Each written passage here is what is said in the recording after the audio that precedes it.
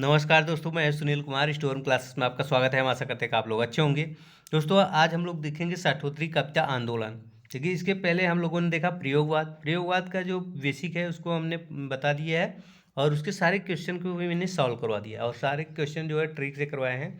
जितने सप्तक हैं, चारों सप्तक के 28 कवियों को हमने ट्रिक से याद करवा दिया है और कौन से सप्तक के कौन कवि हैं उसको देखने के बाद ये भी आपको कन्फ्यूजन नहीं रहेगा दोस्तों। और उनकी सारी रचनाओं को भी मैंने ट्रिक से याद करवा दिया है। तो आप एक बार जो वीडियो ज़रूर से देखिएगा। आइए शुरू करते हैं। देखिए, एक बार वो वीडियो देख लेंगे तो आपको सभी कवियों को रचनाएं और सप्तक के सभी कवियों को याद हो जाएगा। तो आप ज़रूर से ज़रूर वो वीडियो देखिएगा। आइए शुरू करते हैं। देखिए, साठोत्तरी कविता आंदोलन या नई कविता। देखिए, साठोत्तरी कविता जो 1960 के बाद लिखी गई है उसे हम साठोत्तरी कविता के नाम से जानते हैं। देखिए, 7वें दशक के आरंभ में 7 कवियों का एक संकलन, देखिए संकलन काव्य संग्रह इलाहाबाद से क्या होता है कि विद्रोही पीढ़ी नाम से क्या होता है, प्रकाशित होता है। जैसे देखिए, इसके पहले प्रयोगवाद चल रहा था। प्रयोगवाद में 4 सप्तक थे और चारों सप्तक में 7 कवि थे। तो उसी को देख कर यहाँ पे भी इलाहाबाद से क्या होता है, विद्रोही पीढ़ी नाम से 7 कवियों का काव्य संग्रह जो है प्रकाशित होता है। तो उसी को यहाँ पे कॉपी किया गया है। फिर इसके बाद 1963 में जगदीश चतुर्वेदी के यहाँ संपादन में 14 कवियों का काव्य संग्रह प्रारंभ होता है। अब देखिए, ये किस नाम से होता है, प्रारंभ शीर्षक से प्रकाशित होता है, जिसमें जिसमें क्या किया गया, अभिनव काव्य की स्थापना का दावा किया गया। जैसे उसमें सप्तक का दावा किया गया था प्रयोगवाद में, वैसे यहाँ पे अभिनव काव्य का दावा किया गया था। और उसमें जो 14 कवि थे, तो 14 कवि ये थे दोस्तों, ये कोई खास इंपॉर्टेंट नहीं है, इनके क्वेश्चन भी नहीं पूछा जाता है। जैसे जगदीश चतुर्वेदी हैं, कैलाश वाजपेयी हैं, नरेंद्र धीर, राजकमल चौधरी, केशु, ममता अग्रवाल, श्याम परमार, विष्णुचंद्र शर्मा, श्याम मोहन श्रीवास्तव, मनमोहनी, रमेश गौड़, राजीव सक्सेना और स्नेहमयी चौधरी, नर्मदा प्रसाद त्रिपाठी। तो इनको कोई याद करने की जरूरत नहीं है, कोई खास कवि नहीं है, इनका क्वेश्चन भी पूछा नहीं जाता। आइए आगे देखते हैं। अब देखिए, यहाँ पे जगदीश चतुर्वेदी ने सन 1964 में क्या किया था कि इन्होंने डॉक्टर इंद्रनाथ मदान एवं डॉक्टर रमेश कुंतल मेघ द्वारा संपादित अभिव्यक्ति में अभिनव काव्य का एक नया नाम, अभिनव काव्य का जो नाम था अभिनव काव्य, उसका एक नया नाम दिया। क्या दिया, एंटी पोएट्री नाम दिया था इसका। देखिए, जिसे आ कविता इंग्लिश में उसे बोलते हैं एंटी पोएट्री, हिंदी में उसे बोलते हैं आ कविता। अब देखिए, 1965 में श्याम परमार ने आ कविता पत्रिका का प्रवर्तन किया। श्याम परवार ही आ कविता आंदोलन के प्रवर्तक हुए। देखिए, यहाँ पे आ कविता आंदोलन के प्रवर्तक यहाँ कौन है, श्याम परमार हैं। तो कहीं कहीं दोस्तों यहाँ पे जगदीश चतुर्वेदी को मिलता है। अगर दोनों ऑप्शन में रहे तो आप लोग क्या करिएगा, जगदीश चतुर्वेदी को लगाइएगा, नहीं तो ऐसे दोनों ऑप्शन में नहीं आता। यहाँ पे इनको ही माना जाता है, जगदीश चतुर्वेदी को भी माना जाता है और श्याम परमार को मानता है। देखिए, यही इंपॉर्टेंट है, आ कविता के प्रवर्तक कौन है, श्याम परमार है। कभी कभी ऑप्शन में जगदीश चतुर्वेदी भी दे देता है, तो जगदीश चतुर्वेदी लगाइएगा। अगर श्याम परमार है तो श्याम परमार को लगाइएगा। बस इतना इंपॉर्टेंट है कि आ कविता के प्रवर्तक कौन है, तो यहाँ पे जगदीश चतुर्वेदी या श्याम परमार। अब देखिए, श्याम परमार ने आ कविता का को जो है निषेध काव्य से अलग मानते हुए यह लिखा कि यह अंतर्विरोधों का अन्वेषण, विभाजित व्यक्तित्व की शोधक और परिपक्व यहाँ पे निवैयक्तिकता की घोतक है। आगे देखते हैं। देखिए, जगदीश चतुर्वेदी ने यहाँ देखिए सन 1973 में जगदीश चतुर्वेदी 11 कवियों का एक नया काव्य संकलन, देखिए काव्य संकलन निषेध शीर्षक से प्रकाशित किया। देखिए 1973 में 11 कवियों का नया काव्य संकलन निषेध शीर्षक से, तो ये इंपॉर्टेंट नहीं है। अब देखिए, यहाँ पे देखिए अस्वीकृत कविता के स्थापना जो है श्री राम शुक्ल करते हैं। तो यहाँ देखिए उत्कर्ष के माध्यम से, उत्कर्ष पत्रिका थी 1900 यहाँ पे 69 में, इसके माध्यम से अस्वीकृत कविता का एक क्या करते हैं, प्रवर्तन करते हैं, स्थापना करते हैं। तो ये भी ज़्यादा इम्पोर्टेंट नहीं है। आगे देखिए, यहाँ पे देखिए बीट जनरेशन की स्थापना सर्वप्रथम 1952 में अमेरिका में हुई। इसके प्रवर्तक जैक केरुआक एवं एलन यहाँ पे गिसवर्क हैं। तो देखिए गिसवर्क यहाँ पे महत्वपूर्ण काव्य कृतियाँ क्या है गिसवर्क की? हाउल, हाउल इनकी जो है महत्वपूर्ण काव्य कृति है। ये कब प्रकाशित हुई थी? 1964 में प्रकाशित हुई थी। अब देखिए हिंदी में बीट पीढ़ी कहाँ से शुरू होती है? बंगाल, बंगाल की जो भूखी पीढ़ी है, तो बीट पीढ़ी बंगाल की भूखी पीढ़ी के माध्यम से आया। हिंदी में बीट पीढ़ी का प्रवर्तन राजकमल चौधरी को माना जाता है। तो बीट पीढ़ी का प्रवर्तन किसे माना जाता है? तो राजकमल चौधरी को माना जाता है। अब देखिए यहाँ पे अगला देखते हैं। यहाँ देखिए यहाँ पे यूसवादी कविता आंदोलन के प्रवर्तक, ये बहुत इंपॉर्टेंट है दोस्तों, इसको याद रखिएगा।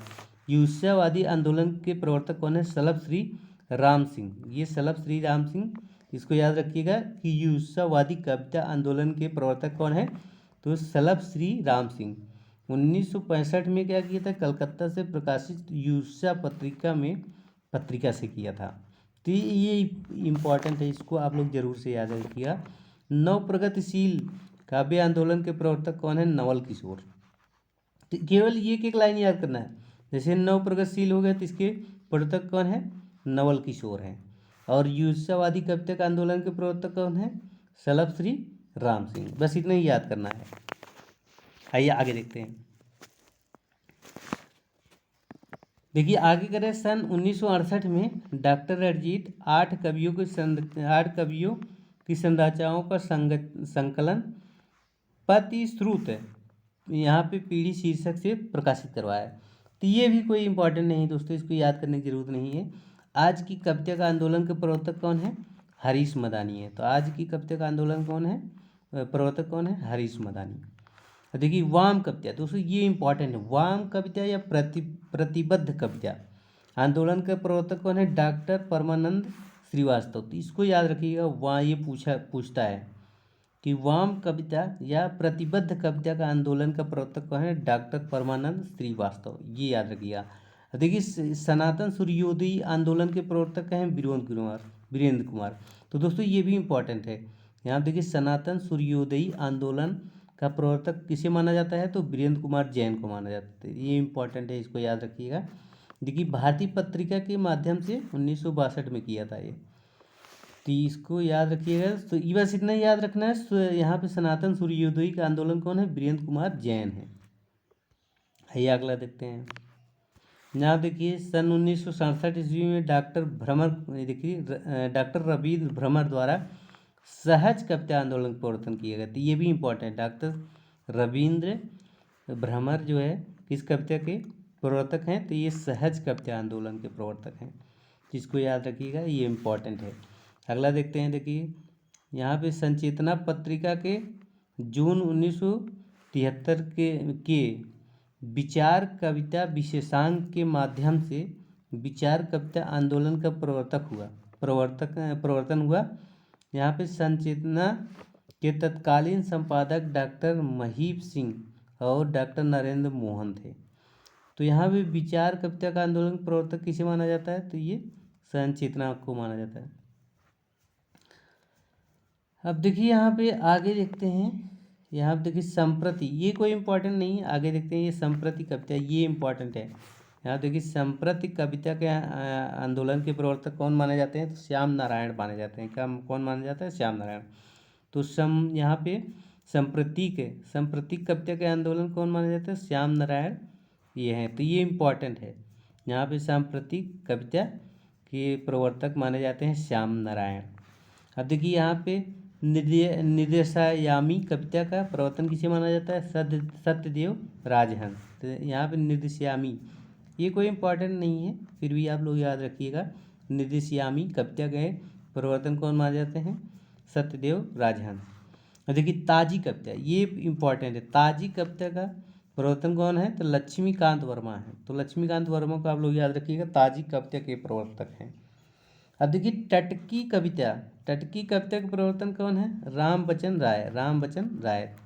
ये भी नहीं इम्पोर्टेंट है, ये इम्पोर्टेंट। समकालीन कविता के आंदोलन के प्रवर्तक कौन है? तो ये विशंबर नाथ उपाध्याय। ये इम्पोर्टेंट है दोस्तों। समकालीन कविता के आंदोलन के प्रवर्तक कौन है? विशंबरनाथ उपाध्याय हैं। तो इसको आप लोग जरूर से याद रखिएगा। आइए अगला क्वेश्चन देखते हैं। अब यहाँ देखिए 1976 में अपनी पुस्तक समकालीन कविता की भूमिका के माध्यम से किया था। ये समकालीन कविता का आंदोलन के प्रवर्तक विशंबरनाथ अपनी पुस्तक, कौन सी पुस्तक है? समकालीन कविता की भूमिका, इनकी पुस्तक है समकालीन कविता की भूमिका के माध्यम से इसका प्रवर्तन किया था। अब देखिए कैप्सूल या सूत्र कविता आंदोलन के प्रवर्तक कौन है? ओमकार नाथ त्रिपाठी। इसको भी याद रखिएगा, कैप्सूल या सूत्र कविता के प्रवर्तक कौन है? ओमकार नाथ त्रिपाठी हैं। अब देखिए यहाँ पे समकालीन जो है कवि हैं और उनकी काव्य संग्रह हैं। तो बहुत सारे कवि हैं दोस्तों जो इम्पॉर्टेंट है, हम उनको ही देखेंगे। यहाँ पे जो सबसे पहले देखते हैं जगदीश गुप्त को। जगदीश गुप्त जो है इम्पॉर्टेंट कवियों में आते हैं और इनका क्वेश्चन जो है पूछा जाता है। तो आइए इनकी रचनाओं को देखते हैं। देखिए जगदीश गुप्त की रचना क्या है? नाव के पाँव, शब्ददंश, हिमबद्ध, युग्म, छंद सती, आदि में एकांत और शंभुग वध, तो इनकी रचना है। तो इसको आप लोग याद रखिए। अब देखिए इसको याद करने के लिए ट्रिक क्या है कि शंभुग जब न शंभुग यहाँ से याद रखिए। शंभुग जब नाव में पाँव रखते हैं, शंभुग जब नाव में पाँव रखते हैं, रख देते हैं, तो जगदीश को ये अच्छा नहीं लगा। जगदीश मतलब यानी राम, भगवान राम। जगदीश जब शंभुग जो है नाव में पाँव रख देते हैं, तो जगदीश मतलब यानी राम को ये अच्छा नहीं लगा। यहाँ पर देखिए शंभुग इनकी एक रचना है। तो जब शंभुग जो है नाव में पाँव रखते हैं, तो नाव के पाँव, फिर जगदीश को यानी राम भगवान को ये अच्छा नहीं लगता है। तब राम भगवान को जो है ना क्या करते हैं, शब्दों से क्या कर देते हैं? छलनी कर देते हैं, उनको डांटते हैं, मतलब शब्दों से छलनी कर देते हैं। तो यहाँ शब्दों से क्या कर देते हैं? उसको छलनी कर देते हैं। तो यहाँ छलनी मतलब यहाँ देखिए छंद सती, छलनी मतलब यहाँ पे आगे ये छंद सती मतलब छलनी कर देते हैं। शब्दों से मतलब शब्दांश और छलनी कर देते हैं। फिर इसके बाद शंभुग बोलते हैं कि हे जगदीश्वर, क्या हम आदमी नहीं हैं?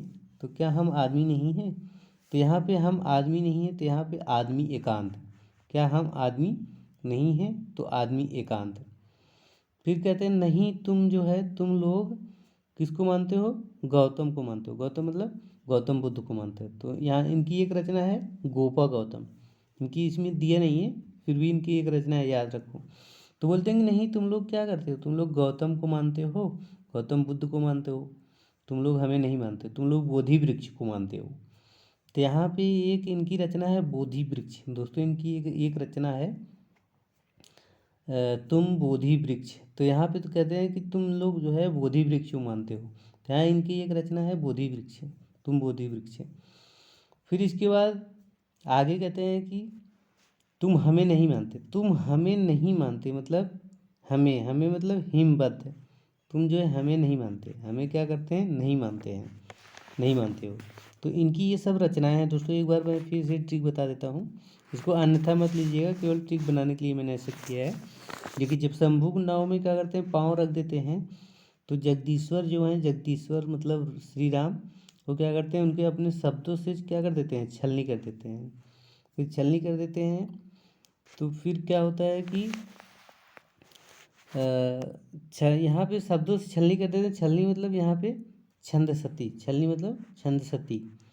तो यहाँ तब शंभुग क्या बोले? शंभुग बोले कि हे जगदीश्वर, क्या हम आदमी नहीं हैं? आदमी मतलब यहाँ पे आदमी एकांत, क्या हम आदमी नहीं हैं? तो बोलते हैं, जगदीश्वर बोलते हैं नहीं, तुम जो है हमें नहीं मानते, तुम गौतम को मानते हो। तो गौतम मतलब यहाँ पे गोपा गौतम एक इनकी रचना है, गोपा गौतम। तो इनकी एक रचना है, उसको भी आप लोग याद रखिएगा। फिर इसके बाद कहते हैं तुम हमें नहीं मानते, तुम गोपा मतलब गौतम को मानते हो, गौतम बुद्ध को मानते हो, और जो है तुम लोग बोधि वृक्ष को मानते हो, तुम जो है बोधि वृक्ष। तो यहाँ पे तुम एक बोधि वृक्ष इनकी रचना है, इसको भी याद रखिएगा।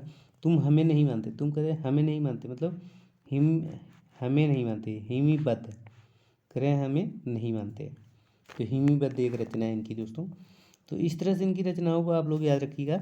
ये बहुत ही इंपॉर्टेंट कवि हैं दोस्तों, इसको जरूर से जरूर याद रखिएगा इनकी कविताओं को। देखिए अगला कवि कौन है, तो दुष्यंत कुमार। दुष्यंत कुमार को गजल का जो है सम्राट कहा जाता है, तो इसको भी याद रखिएगा। हम लोग गजल में आएंगे तो देखेंगे दुष्यंत कुमार गजल के सम्राट भी कहे जाते हैं। तो आइए देखते हैं दुष्यंत कुमार की रचनाओं को। देखिए दुष्यंत कुमार की रचना क्या क्या है, सूर का स्वागत, यहाँ आवाज़ों के घेरे, जलते हुए बन का बसंत, साय में धूप। तो ये इनकी रचना है, इसको आइए याद रखिएगा। आइए हम लोग ट्रिक से देते हैं, देखते हैं। अब देखिए इन्हें दुष्यंत कुमार का जो ना गजल का सम्राट माना जाता है। तो इनकी एक देखिए, इनको ट्रिक से याद करने के लिए देखिए देखिए एक टीम जो है ना जंगल में रिसर्च करने जाती है। देखिए एक टीम जो है जंगल में क्या करने जाती है, रिसर्च करने जाती है। जब जंगल में रिसर्च करने गई तो वहाँ पे देखिए जंगल में रिसर्च करना बहुत दुष्कर कार्य होता है। दुष्कर मतलब दुष्यंत है, दुष्कर कार्य होता है, दुष्यंत कुमार दुष्कर कार्य। तो यहाँ पे देखिए जब वो टीम वहाँ पे गई तो वहाँ पे एक जगह लोग रुके थे। फिर वहीं कुछ दूर पर आदिवासी लोग रहते हैं। अब जंगल में देखो आदिवासी लोग तो रहते ही हैं। तो वो क्या करे, जब सुबह सुबह जब इन लोगों को आँख खुली, टीम रिसर्च टीम की आँख खुली सुबह सुबह, तो क्या देखिए वहाँ पे कि एक जगह से आवाज़ सुनाई दे रही थी। तो एक जगह आवाज़ सुनाई दे रही थी, जब उधर जाके देखे तो वहाँ पे लोग क्या कर रहे थे, स्वागत गीत गा रहे थे, सूर का स्वागत। मतलब यहाँ देखिए सूर का स्वागत, सूर के स्वागत में गीत गा रहे थे। तो यहाँ पे सूर का स्वागत हो गया। फिर आवाज़ सुनकर सब चौंक जाते हैं। अब उधर जाके दौड़ के जाते हैं। तो वहाँ पे आवाज़ क्या करते हैं, आवाज़ को सुनकर उधर की तरफ जाते हैं। तो यहाँ पे आवाज़ों के घेरे, तो यहाँ पे आवाज़ किधर से आ रही थी, सब लोग उधर जाते हैं। तो यहाँ पे आवाज़ों पे घेरे। फिर वहाँ जाके क्या देखते हैं कि जो आदिवासी लोग हैं ना उस समय बसंत आया हुआ रहता है। बसंत आया हुआ रहता है मतलब जो बसंत आता है तो हरियाली छा जाती है, फूल उल खिल जाते हैं। तो बसंत के स्वागत में ना वो जो आदिवासी थे वो वन को क्या कर दिए थे, जला दिए थे। वन को क्या कर दिए थे, जला दिए थे। अब देखिए यहाँ पे बसंत के आने की खुशी में वन को क्या कर दिए थे, वो लोग आग लगा दिए, जला दिए। तो यहाँ जलते हुए वन का बसंत, जलते हुए वन का बसंत। फिर क्या कर रहे थे ना, वो धूप में भाई धूप निकली हुई थी, और जो है धूप में भी वो क्या कर रहे थे, आग को सेक रहे थे। भाई बसंत आता है तो उस समय क्या होता है, थोड़ा थोड़ा ठंडी रहती है।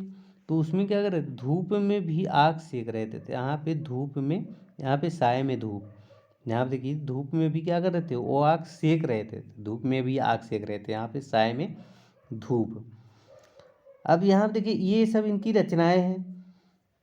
अब देखिए उसमें से क्या हुआ ना, एक इतने खुशी मना रहे थे कि एक ने तो क्या कर लिया, विष पी लिया। एक ने क्या कर लिया, विष पिए थे। यहाँ पे एक कंठ विष पाई। इनकी एक रचना है क्या, इनकी एक रचना है एक कंठ विष पाई, कंठ विष पाई। तो इसको भी याद रखिएगा। तो यहाँ पे एक ने, उसमें से एक आदिवासी ने इतनी खुशी में क्या कर लिया, विष पी लिया, विष जहर पी लिया, जहर पी लिया। इसका मतलब क्या हो गया, किनकी एक रचना है, एक कंठ विष पाई। और ये जो साय में धूप है ना, ये क्या है, ये गजल है दोस्तों। जो साय में धूप है इनकी क्या है, गजल है। तो इसको आप लोग याद रखिएगा। आइए अगला क्वेश्चन देखते हैं, ओ सॉरी अगला कवि देखते हैं। देखिए अगले कवि कौन है, राजकमल चौधरी। तो राजकमल चौधरी बहुत ही इंपॉर्टेंट कवि नहीं है, इनकी रचना है कंकावती, मुक्ति प्रसंग, स्वरगंधा है। तो इसको आप लोग याद रखिएगा। इसकी ट्रिक हमने नहीं बनाई है क्योंकि ये बहुत इंपॉर्टेंट कवि नहीं है। आइए अगला देते हैं। ये जो है रामदरस मिश्र, ये इंपॉर्टेंट कवि है। तो रामदरस मिश्र की रचना क्या है, यहाँ पे बैरंग बनाम चिट्ठिया, पक गई धूप, कंधे पर सूरज, एक यहाँ पे देखिए दिन एक नहीं बन गया। यहाँ पे देखिए दिन एक नदी बन गया, सॉरी दिन एक नदी बन गया, दिन एक नदी बन गया। तो और इसके बाद शब्द सेतु, बारिश में भीगते हुए बच्चे। क्या भी इनकी रचना है, बेरंग बनाम चिट्ठियाँ, पक गई धूप, कंधे पर सूरज, एक दिन एक नदी बन गया, शब्द सेतु, बारिश में भीगते हुए बच्चे। अब देखिए इसकी ट्रिक क्या है, ट्रिक हमने बनाई है। देखिए यहाँ पे राम को रावण की चिट्ठी आई। देखिए राम जब वहाँ पे गए थे समुद्र के पार, वहाँ सेतु बनाने के लिए सोच रहे थे, तो उस समय क्या होता था, चिट्ठियों के माध्यम से या तो दूध भेजे जाते थे या तो चिट्ठी भेजी जाती थी। दूध से भी तो चिट्ठी आती थी, उसमें लिख कर भेजते थे। तो यहाँ देखिए राम को क्या होती है, राम को जो है एक चिट्ठी आती है। तो राम को जो है एक चिट्ठी आती है, तो राम को जो है ना यहाँ पे राम दरस या दशरथ पुत्र राम को एक चिट्ठी आती है। दशरथ पुत्र राम मतलब राम दरस मिश्र को एक चिट्ठी आती है। किसकी चिट्ठी आती है? रावण की चिट्ठी आएगी। फिर उनके जो मित्र हैं वो उनकी चिट्ठियाँ पढ़ते हैं। अब देखिए इनकी एक रचना है मित्र। इनकी एक रचना क्या है? ओ सॉरी, यहाँ पे देखिए राम को रावण की चिट्ठी आई थी, फिर उनके मित्र पढ़ते हैं। मित्र मतलब यहाँ मिश्र, जैसे यहाँ पे दशरथ के पुत्र राम, तो दरस यहाँ पे राम दरस, इसके बाद मित्र मतलब मिश्र। तो बोलते हैं कि हे राम, बैरी की चिट्ठी आई है। तो उनके मित्र, राम के मित्र जो बोलते हैं कि राम, हे प्रभु, बैरी की चिट्ठी आई है। बैरी मतलब कौन होता है? दुश्मन होता है। बैरी की चिट्ठी आई है, तो यहाँ बैरंग बेनाम चिट्ठी, बैरंग बेनाम, बैरी मतलब बैरंग, बेनाम चिट्ठी। तो कह रहे हैं कि जो बैरी है, बैरी मतलब दुश्मन है, उसकी चिट्ठी आई है। तो यहाँ पे बैरंग बेनाम चिट्ठियाँ आई है। फिर वो उसमें क्या लिखा है कि धूप से पक जाओगे। राम को बोलते हैं कि धूप में तुम वो बना रहे हो, सेतु बना रहे हो, तुम धूप में क्या हो जाओगे? पक जाओगे। धूप में क्या हो जाओगे? पक जाओगे। तो यहाँ पे देखो, पक गई धूप, पक गई है धूप। तो इनकी एक रचना क्या है? पक गई है धूप। तो यहाँ देखिए इनकी एक बैरंग बेनाम चिट्ठियाँ, पक गई है धूप। धूप में क्या हो जाओगे? पक जाओगे। तो यहाँ पे देखो, अब इसके बाद आगे बोलते हैं कि सूरज देखो ना, सूरज तुम्हारे सर पे चढ़ाया है। मतलब सूरज क्या है? तुम्हारे सर पे चढ़ाया है, धूप बहुत ज़्यादा बढ़ गई है। तो यहाँ पे सूरज तुम्हारे सर पे यानी कंधों पे आ गया है, तो कंधे पर सूरज। तो इनकी एक रचना है कंधे पर सूरज। कह रहे हैं कि अब देखो, सेतु बनाना एक दिन का काम तो है नहीं, वो नदी तो है नहीं कि नदी में एक दिन में सेतु बना लो। तो यहाँ पे एक दिन का काम है नहीं, नदी तो है नहीं, वो समुद्र है। तो यहाँ पे दिन एक नदी बन गया है। तो नदी में सेतु बनाना आसान नहीं है ना, एक दिन का काम तो है नहीं, एक दिन में बन गया, तो पुल बन गया, सेतु बन गया। तो यहाँ एक दिन नदी बन गया, यहाँ दिन एक नदी बन गया। फिर यहाँ पे देखो सेतु, तो सेतु बनाना आसान काम नहीं, तो शब्द सेतु इनकी एक रचना है। अब देखो कह रहे हैं उसके बाद फिर गर्मी आई है, तो उसके बाद बारिश भी आएगी। तो बारिश में क्या हो जाओगे? भीगते हुए वहाँ पे मर जाओगे। रावण राम को बोलता है कि वहाँ पे तुम बारिश में, यहाँ धूप में अभी तुम पक रहे हो, फिर बारिश आ जाएगी, बारिश में भीगते हुए क्या हो जाओगे? तुम मर जाओगे। तो बारिश में भीगते हुए बच्चे, तो इनकी जो है ये रचनाएं हैं। तो दोस्तों इसको आप लोग याद रखिएगा। अब देखिए यहाँ पे बेरंग बेनाम चिट्ठी मतलब बैरी की चिट्ठी आई है। उसमें लिखा है कि ये तुम जो पुल बना रहे हो ना, धूप में क्या हो जाओगे? पक जाओगे, धूप में पक जाओगे। क्योंकि धूप जो है, अभी देखो सूरज इस समय क्या आ गया? कंधे पे आ गया, मतलब सर पे आ गया, एकदम ऊपर आ गया। फिर कह रहे हैं नदी में, यहाँ पे उसमें पुल बनाना तो आसान काम है नहीं, एक दिन का काम है नहीं, एक दिन में तो पुल बन नहीं गया जाएगा। क्योंकि नदी होती तो मान लेते बना लेते, लेकिन वो समुद्र है। तो यहाँ पे दिन एक नदी बन गया। फिर कह रहे हैं सेतु, यहाँ पे सेतु बनाना आसान काम नहीं है, तो शब्द सेतु। फिर बारिश आएगी उसके बाद, तो भीगते हुए तुम उसमें मर जाओगे। तो यहाँ बारिश में भीगते हुए बच्चे। तो ये हो गया रामदरस मिश्र की रचना। अब आइए देखते हैं सुदामा पांडे की रचना। देखिए सुदामा पांडे भी इम्पॉर्टेंट कवि हैं, इनकी रचनाओं को देखना बहुत ज़रूरी है। अब देखिए सुदामा पांडे की रचनाएं क्या क्या हैं। इनकी रचना क्या है? संसद से सड़क तक, कल सुनना मुझे, सुदामा पांडे का प्रजातंत्र। और मोचीराम भी इनकी एक रचना है, तो उसको भी याद रखिएगा। आइए देखते हैं ट्रिक से, देख लेते हैं सुदामा पांडे की क्या रचनाएं हैं। अब देखिए सुदामा क्या करते हैं, उनका जूता जो है ना फट जाता है, सुदामा का जूता फट जाता है। सुदामा मोची से बोलते हैं कि जूता धूमिल हो गया या फट गया है, इसे तुम जो है सिल दो। तो यहाँ पे एक रचना इनकी मोचीराम से सुदामा पांडे क्या बोलते हैं कि जूता धूमिल हो गया है। तो यहाँ पे सुदामा पांडे धूमिल, तो जूता धूमिल हो गया है या फट गया है, तो मोची से बोलते हैं कि मोचीराम तुम ये जूता सिल दो। फिर कहते हैं कि देखो तुम मुझे जानते हो, तो बोलते हैं कि नहीं मैं नहीं जानता। कह रहे हैं नहीं, मैं संसद में कल जो है मैं भाषण दूंगा, कल सुनना मुझे। कह कह रहे हैं कल सुनना। तो वो बोलता है क्या करूँगा साहब, मेरी स्थिति तो सुधर नहीं रही है, मैं तो वही मोची की मोची हूँ, मैं जूता ही सिलता हूँ, तो मुझसे क्या मतलब है कि संसद में क्या हो रहा है। तो बोलते हैं नहीं, कल सुनना मुझे। इनकी एक रचना है कल सुनना मुझे। क्या है? कल सुनना मुझे। देखिए यहाँ पे एक कल सुनना मुझे कि मैं जो है ना संसद से सड़क तक कल धूम मचा दूंगा।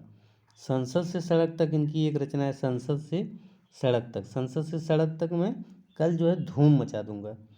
तो इन ये भी रचना है। तो इनकी एक रचना मोचीराम इसमें दिया नहीं है, तो उसको आप लोग याद रखिएगा, मोचीराम। इसके बाद कल सुनना मुझे, संसद से सड़क तक मैं क्या कर दूंगा, धूम मचा दूंगा। फिर बोलते हैं कि मेरी कथा नहीं जानते तुम, मेरी पटकथा नहीं जानते। इनकी एक रचना है क्या, पटकथा। पटकथा, तो इसको भी याद रखिएगा, इनकी एक रचना है पटकथा। तुम मेरी पटकथा को नहीं जानते, अभी तुम मुझे नहीं जानते। जब देखो, जब सुदामा पांडे मतलब बोलते हैं कि जब मेरा जब प्रजातंत्र आएगा, मतलब सुदामा पांडे का प्रजातंत्र आएगा, तब देखना हम तुम लोगों के लिए अच्छा काम करेंगे। कह रहे हैं जब मेरा प्रजातंत्र आएगा, मतलब सुदामा का प्रजातंत्र, यहाँ देखिए सुदामा पांडे का प्रजातंत्र, जब मेरा प्रजातंत्र आएगा तो क्या करूँगा मैं, तुम लोगों के लिए काम करूँगा। जो छोटे लोग हैं, गरीब लोग हैं, बेसहाय लोग हैं, उनके लिए काम करूँगा। तो सुदामा पांडे का प्रजातंत्र। फिर कहते हैं कि हम तुम लोगों के लिए क्या करेंगे, काम करेंगे। सरकार को लोहे का चना चबवा दूंगा। सरकार को क्या बोलते हैं, सरकार को लोहे का चना चबवा दूंगा, तुम लोगों के लिए काम करवाऊंगा। तो लोहे का स्वाद एक रचना है इनके, लोहे का स्वाद इसमें दिया नहीं है, लोहे का स्वाद एक रचना है। फिर कहते हैं फिर संसद में मैं रोजी रोटी की बात करूंगा। किसकी बात करूंगा, संसद में रोजी रोटी की बात करूंगा। तो एक इनकी रचना है रोटी और संसद। क्या है, रोटी और संसद, इम्पॉर्टेंट है दोस्तों, इसको याद रखिएगा। क्या है, रोटी और संसद एक रचना है। मतलब मैं संसद में रोटी रोजी की बात करूंगा, तो एक रचना है इनकी रोटी और संसद। फिर आगे कहें रोजी रोटी की बात करूंगा। देखना 20 साल में मैं ये क्या कर दूंगा, इसका नक्शा, इस शहर का नक्शा बदल दूंगा 20 साल में। तो यहाँ देखिए कहते हैं कि 20 साल में मैं यहाँ का नक्शा बदल दूंगा, 20 साल बाद यहाँ देखना। तो इनकी रचना है 20 साल बाद। यहाँ देखिए 20 साल बाद तो इनकी रचना है। अब कह रहे हैं यही सूरत, बदली हुई सूरत तुम्हें दिखेगी। तो यहाँ पे कह रहे हैं कि ये जो नक्सलवादी लोग हैं, जो गरीब लोग हैं, जो गरीब लोग सरकार उनकी नहीं सुनती, तो बेचारे क्या बन जाते हैं, नक्सलवादी बन जाते हैं। क्या बन जाते हैं, नक्सलवादी बन जाते हैं। तो यहाँ पे इनकी एक रचना है नक्सल जो है, नक्सलवाड़ी। क्या है इनकी रचना, नक्सलवाड़ी। कहते हैं जो नक्सलवादी बन गए हैं उनको सही रास्ते पर लाऊंगा। तो इनकी एक रचना है क्या, नक्सलवाड़ी। फिर से बता देता हूँ दोस्तों, देखिए सुदामा पांडे का जूता धूमिल हो गया है। सुदामा पांडे धूमिल मतलब धूमिल हो गया है, फट गया है। तो वो मोचीराम के पास जाते हैं कि कहते हैं मोचीराम ये मेरा जूता सिल दो। कहते हैं कि तुम मुझे जानते हो, तो बोलता है कि नहीं साहब मैं आपको नहीं जानता। बोलते हैं कि मैं संसद में सांसद हूँ। तो बोलते हैं कल तुम मुझे सुनना, कल मुझे सुनना, मैं कल संसद से सड़क तक क्या कर दूंगा, धूम मचा दूंगा। संसद से सड़क तक धूम मचा दूंगा मैं। फिर आगे बोलते हैं कि साहब मैं तो मोची हूँ, मुझसे संसद की बात, मुझसे क्या, मैं क्या जानूँ संसद की बात। तो बोलते हैं नहीं, कल तुम मुझे देखना। कह रहे हैं तुम मेरी पटकथा जानते हो, मेरी पटकथा तुम नहीं जानते ना। तो यहाँ देखिए पटकथा इनकी एक रचना है। कह रहे हैं तुम अभी मेरी पटकथा नहीं जानते। सुदामा पांडे का जब प्रजातंत्र आएगा, सुदामा पांडे का प्रजातंत्र जब मतलब मेरा प्रजातंत्र आएगा, फिर मैं तुम लोगों के लिए काम करूँगा। कल मैं सरकार को जो है लोहे का चबा चनवा दूंगा, लोहे का चना चबवा दूंगा, लोहे का स्वाद है। तो यहाँ एक रचना है लोहे का स्वाद। फिर कहते हैं संसद में मैं रोजी रोटी की बात करूंगा। संसद में रोजी रोटी मतलब रोटी और संसद एक रचना है, रोजी रोटी की बात करूंगा। 20 साल बाद तुम यहाँ देखना क्या होगा, यहाँ की सूरत क्या हो जाएगी, बदली हुई मिलेगी। कह रहे हैं देखिए सरकार जो है ना, सरकार से तंग आकर नक्सलवादी बन गए हैं बेचारे, तो उनको मैं सही रास्ते पर लाऊंगा। नक्सलवादी मतलब नक्सलवाड़ी, एक रचना इनकी नक्सलवाड़ी। तो इसको जो है आप लोग याद रखिएगा। आइए अगला देखते हैं। देखिए यहाँ पे हो जाए चंद्रकांत देवताले। तो इनकी जो है कोई खास है नहीं, इनको पूछता नहीं है। अब देख लीजिए इनका हड्डियों में छिपा जोर, दीवार पर खून से, उसके बाद यहाँ पे लकड़ बग्घा हंस रहा है, रोशनी के मैदान की तरफ। भूखंड तप रहा है, आग हर चीज में बताई गई थी। पत्थर की बेंच, इतनी पत्थर रोशनी, बदला बेहद महंगा सौदा, उजाड़ में संग्रहालय। तो इनकी कोई खास है नहीं, ये पूछा भी नहीं जाता उतना दोस्तों। यहाँ पे देखो, हड्डियों में छिपा ज्वर, इसको आप लोग याद रखिएगा। भूखंड तप रहा है, तब ये सब इनकी रचनाएं हैं, तो याद रखिएगा। इनको ट्रिक मैंने नहीं बनाई है। आइए आगे देखते हैं। और इनका जहाँ थोड़ा सा सूर्योदय होगा, पत्थर फेंक रहा हूँ, ये सब इनकी रचनाएं हैं। तो देखिए विनोद, यहाँ पे ये है विनोद कुमार शुक्ल। विनोद कुमार शुक्ल की भी कोई खास इम्पोर्टेंट नहीं है, इनकी रचनाएं यहाँ देखिए। लगभग जय हिंद, वह आदमी चला गया नया गरम कोट पहनकर विचारों की तरह। सब कुछ है, यहाँ पे होना बचा रहेगा, यहाँ पे अतिरिक्त नहीं। कविता से लंबी कविता, आकाश धरती को खटखटाता है। तो ये जो है रचनाएं हैं इनकी।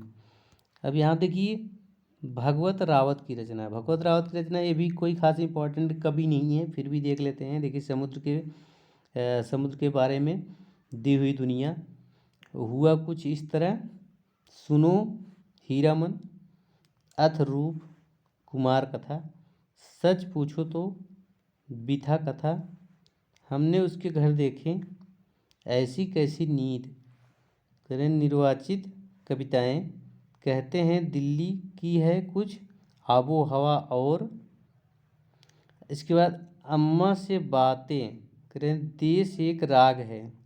तो ये सब इनकी रचना है दोस्तों, तो ये कोई खास नहीं है। अब यहाँ पे देखिए, ये है लक्ष्मीकांत वर्मा, इनकी इम्पॉर्टेंट है। यहाँ पे अतुकांत तीसरा पक्ष, यहाँ पे तीसरा पक्ष याद रखिएगा। इनकी दो रचनाएं हैं, अतुकांत और तीसरा पक्ष, इसीलिए इसको ट्रिक नहीं बनाई है। दो रचनाएं हैं, तो दो रचनाओं में क्या ट्रिक बनेगी दोस्तों। तो यहाँ लक्ष्मीकांत वर्मा की अतुकांत और तीसरा पक्ष, ये इसको आप लोग याद रखिए। देखिए लीलाधर जुगड़ी, ये बहुत इंपॉर्टेंट कवि है, इनको जो है खूब पूछा जाता है। तो लीलाधर जुगड़ी का रचनाओं को आइए हम लोग देखते हैं। देखिए लीलाधर जुगड़ी की रचनाएं क्या है। देखिए शंखमुखी शिखरों पर नाटक जारी है, इस यात्रा में रात अभी मौजूद है, बची हुई पृथ्वी, घबराए हुए शब्द, भय भी शक्ति देता है, अनुभव के आकाश में चांद, महाकाव्य के बिना, ईश्वर की अध्यक्षता में, खबर का मुंह विज्ञापन से ढका है।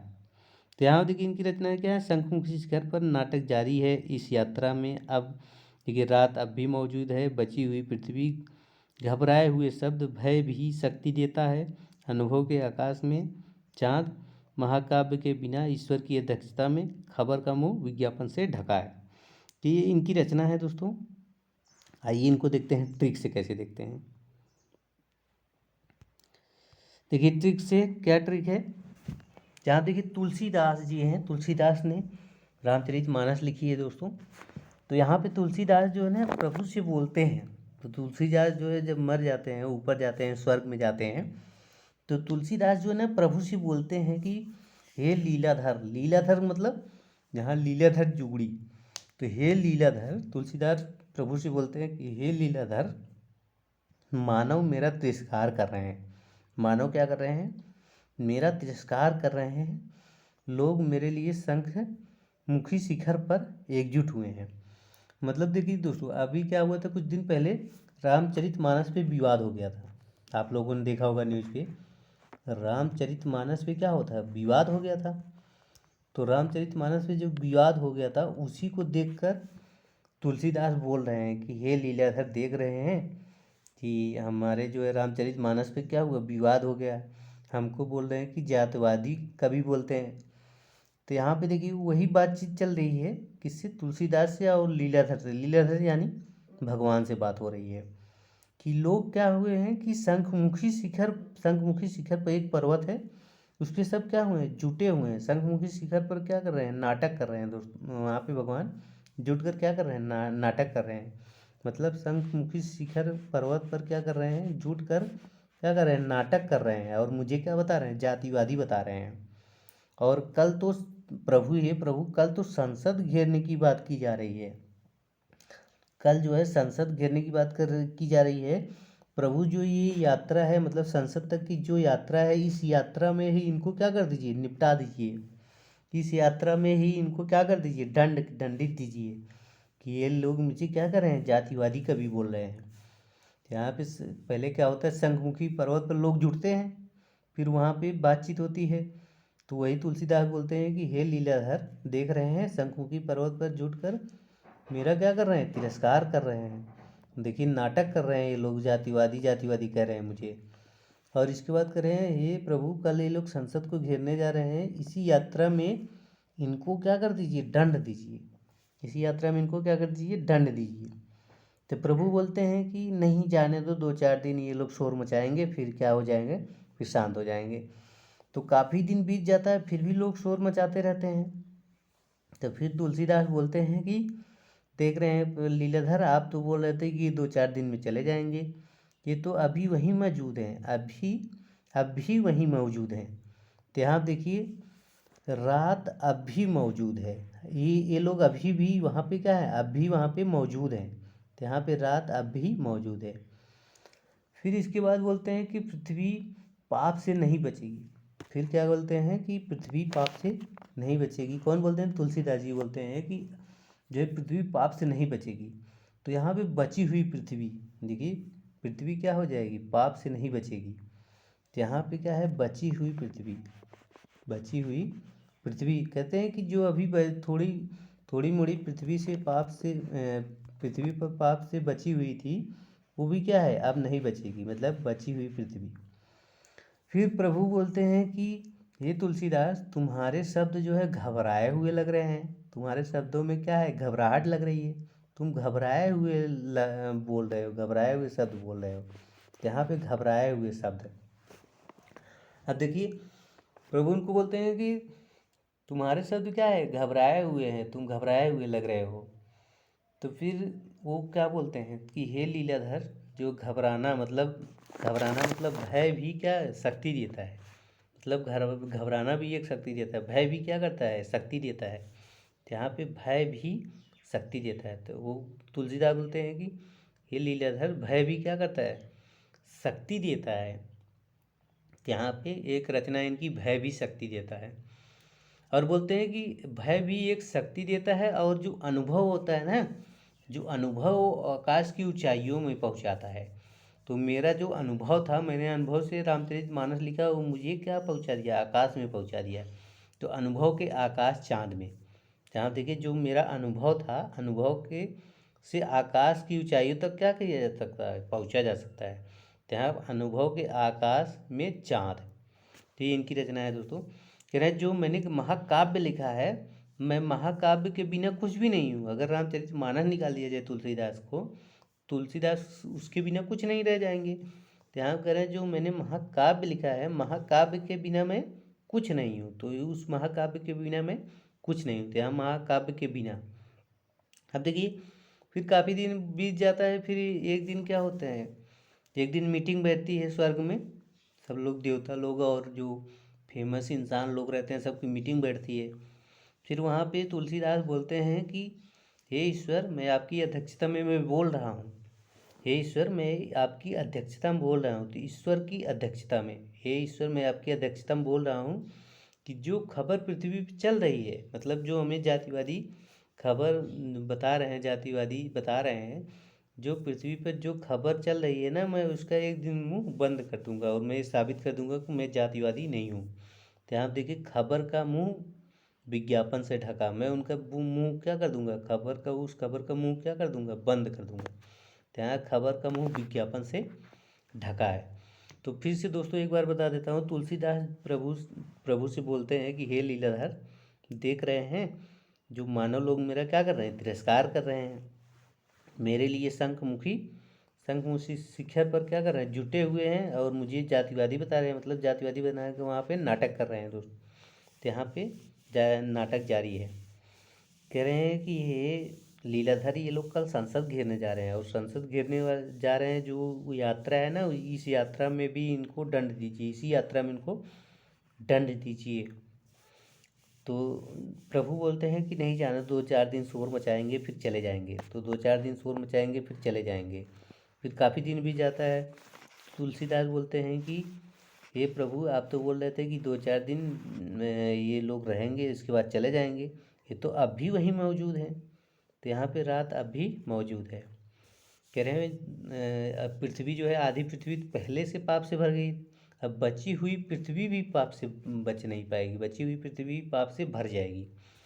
तो प्रभु बोलते हैं कि हे तुलसीदास, तुम घबराए हुए लग रहे हो। क्या है? घबराए हुए, सब तुम घबराए हुए लग रहे हो। तो वो तुलसीदास बोलते हैं हाँ प्रभु, मैं भयभीत हूँ। लेकिन प्रभु, भय भी क्या होता है? भय भी शक्ति देता है। भय भी क्या करता है? शक्ति देता है। और जो अनुभव होता है ना, वो आदमियों को क्या पहुंचाता है? आकाश, मतलब आकाश की ऊंचाइयों तक पहुंचाता है। तो देखिए, अनुभव के आकाश में चाँद। फिर कहते हैं मैं महाकाव्य, ये महाकाव्य के बिना मैं कुछ नहीं हूँ। ये जो मैंने महाकाव्य लिखा है तुलसीदास, रामचरितमानस जो लिखा है, इसके बिना मैं कुछ नहीं हूँ। इस महाकाव्य के बिना मैं कुछ नहीं हूँ। फिर कुछ दिन बाद जो है ना, ईश्वर और मनुष्य को जो मीटिंग होती है, फिर उसमें तुलसीदास बोलते हैं कि मैं ईश्वर की अध्यक्षता में ये प्रण ले रहा हूँ कि जो खबर चल रही है नीचे, जो खबर चल रही है कि मैं जातिवादी हूँ, आरोप लगा रहे हैं, मैं उसका क्या कर दूंगा? मुंह बंद कर दूंगा, मुंह ढक दूंगा। यहाँ खबर का मुंह विज्ञापन से ढका है। तो याद रखिएगा। आइए अगला देखते हैं दोस्तों। अगले हैं कौन? अशोक वाजपेयी। अगले कवि कौन है? अशोक वाजपेयी के बारे में देखते हैं। अशोक वाजपेयी के यहाँ पे कविताएं हैं। कौन कौन सी कविताएं इनकी अशोक वाजपेयी की?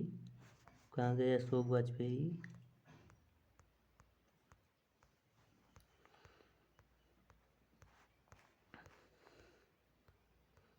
अशोक वाजपेयी। तो यहाँ पे देखिए, अशोक वाजपेयी, शहर अब भी संभावना, शहर अब भी संभावना है। यहाँ पे एक पतंग अनंत में, इतने से तत्पुरुष कहीं वहीं, कहीं नहीं वहीं। यहाँ बहुरी अकेला, थोड़ी सी जगह, घास में दुबका आकाश। यहाँ पर अभिन्यो जो नहीं है, अभी कुछ और। ये सब किसकी रचनाएं हैं? अशोक वाजपेयी की। तो दोस्तों, अशोक वाजपेयी की जो हमने ट्रिक बनाई है, उसके बारे में आइए देखते हैं। देखिए, अशोक वाजपेयी जो है काफ़ी इम्पोर्टेंट है, कवि हैं। ये अशोक वाजपेयी के लिए हमने क्या ट्रिक बनाई है? तो यहाँ देखिए, कह रहे हैं अशोक वाजपेयी, यहाँ अशोक अपने दोस्त से बोलता है। देखिए, अशोक क्या है? अशोक है और एक दोस्त उसका है, उससे बोलता है। अशोक क्या बोलता है अपने दोस्त से? अशोक से मतलब ये अशोक वाजपेयी हो गए दोस्तों। कह रहे अपने दोस्त से बोलता है कि अब शहर में पतंग उड़ाने की संभावना नहीं रह गई है। देखो, शहर में इतनी बिल्डिंग बन गई, इतने तार इधर उधर फैले हुए हैं दोस्तों, तो वहाँ पतंग उड़ाना थोड़ा मुश्किल होता है। तो यहाँ बोलते हैं, अशोक अपने दोस्त से बोलता है कि अब शहर में भी पतंग उड़ाने की संभावना नहीं बची है। क्या बोलता है? कि अब शहर में पतंग उड़ाने की संभावना नहीं बची है। तो यहाँ पे अब शहर भी संभावना, अब शहर अब भी संभावना। इसके बाद आगे क्या होता है? तो यहाँ पे अब नहीं बची है। पहले पतंग को अनंत आकाश तक उड़ाते थे। पहले एक पतंग को हम क्या करते थे? एक पतंग को हम आकाश में अनंत तक उड़ा देते थे। तो यहाँ पे एक पतंग अनंत में, एक पतंग अनंत में। पहले आकाश में हम क्या करते? पतंग को अनंत तक उड़ा देते थे। अब आगे बोलते हैं कि अब देखो, इतनी सी जगह बची है, तो यहाँ इतनी सी जगह में हम लोग पतंग कैसे उड़ा सकते हैं? तो इतनी सी जगह, यहाँ पे इतने से जगह में हम लोग पतंग कैसे उड़ा सकते हैं? अब देखिए, कह रहे हैं इतने सी जगह में पतंग हम लोग कैसे उड़ा सकते हैं? एक अनुभवी व्यक्ति जो बहुत पतंग उड़ाया हो, जिसके पास बहुत अनुभव हो, एक अनुभवी व्यक्ति भी, पुरुष भी यहाँ पतंग नहीं उड़ा सकता। तो यहाँ पे अनुभवी पुरुष मतलब ये तत्पुरुष। क्या है? तत्पुरुष। तो यहाँ पे जो एक अनुभवी व्यक्ति भी यहाँ पतंग नहीं उड़ा सकता। कहीं नहीं चल वहीं चलते हैं। कहते हैं कहीं नहीं चल वहीं चलते हैं जहाँ कल गए थे। तो यहाँ पे कहीं नहीं चल वहीं चलते हैं। यहाँ देखिए, कहीं नहीं वहीं चलते हैं, कहीं नहीं वहीं चलते हैं जहाँ कल गए थे। तो उनका दोस्त बोलता है, अशोक को दोस्त बोलता है कि बहू रहे अकेले ही जाओगे, बहू रहे जैसे दोस्तों यहाँ गांव की भाषा में बोलते हैं बहू रहे अकेले ही जाओगे, तो यहाँ बोलते हैं बहू रहे अकेले ही जाओगे, तो बहुरी अकेला, बहुरी अकेला। फिर बोलते हैं कि हाँ चल चलते हैं, तो बोलते हैं नहीं थोड़ी नहीं अकेले नहीं जाएंगे, अन्यों को आने दो, और दोस्तों को मैंने बुलाया है उनको आने दो। और मतलब अन्यों, अन्यों को आने दो, तो यहाँ पे अभिन्यों को, अन्यों को आने दो फिर चलते हैं। कहते हैं कि अन्यों को आने दो, जो नहीं है, जो यहाँ पे नहीं है उनको आने दो फिर चलते हैं। तो अन्यों को आने दो फिर चलते हैं, जो यहाँ पे नहीं है, तो जो नहीं है, जो यहाँ पे नहीं है उनको आने दो फिर चलते हैं। फिर कुछ लोग आ जाते हैं, तो कहते हैं अब चल आ तो गए, तो बोलता है नहीं अभी कुछ और लोग को आने दो, अभी कुछ और लोग को आने दो, वहाँ पे बहुत ज़्यादा सुनसान है, वहाँ पे हम लोग बच्चे हैं, कोई आके हम लोग को मार पीट सकता है, कोई छीन सकता है, मोबाइल वोबाइल छीन सकता है। तो बोलते हैं कि अन्यों को आने दो, जो नहीं, जो यहाँ पे नहीं है उनको भी आने दो। तो कुछ लोग आ जाते हैं तो बोलते हैं कि चल अब चलते हैं, तो बोलते हैं नहीं कुछ और लोगों को आने दो, तो यहाँ पे अभी कुछ और लोगों को आने दो फिर चलते हैं। तो दोस्तों यहाँ पे देखिए शहर में पतंग उड़ाने की क्या है, संभावना नहीं बची है, तो शहर अभी संभावना है।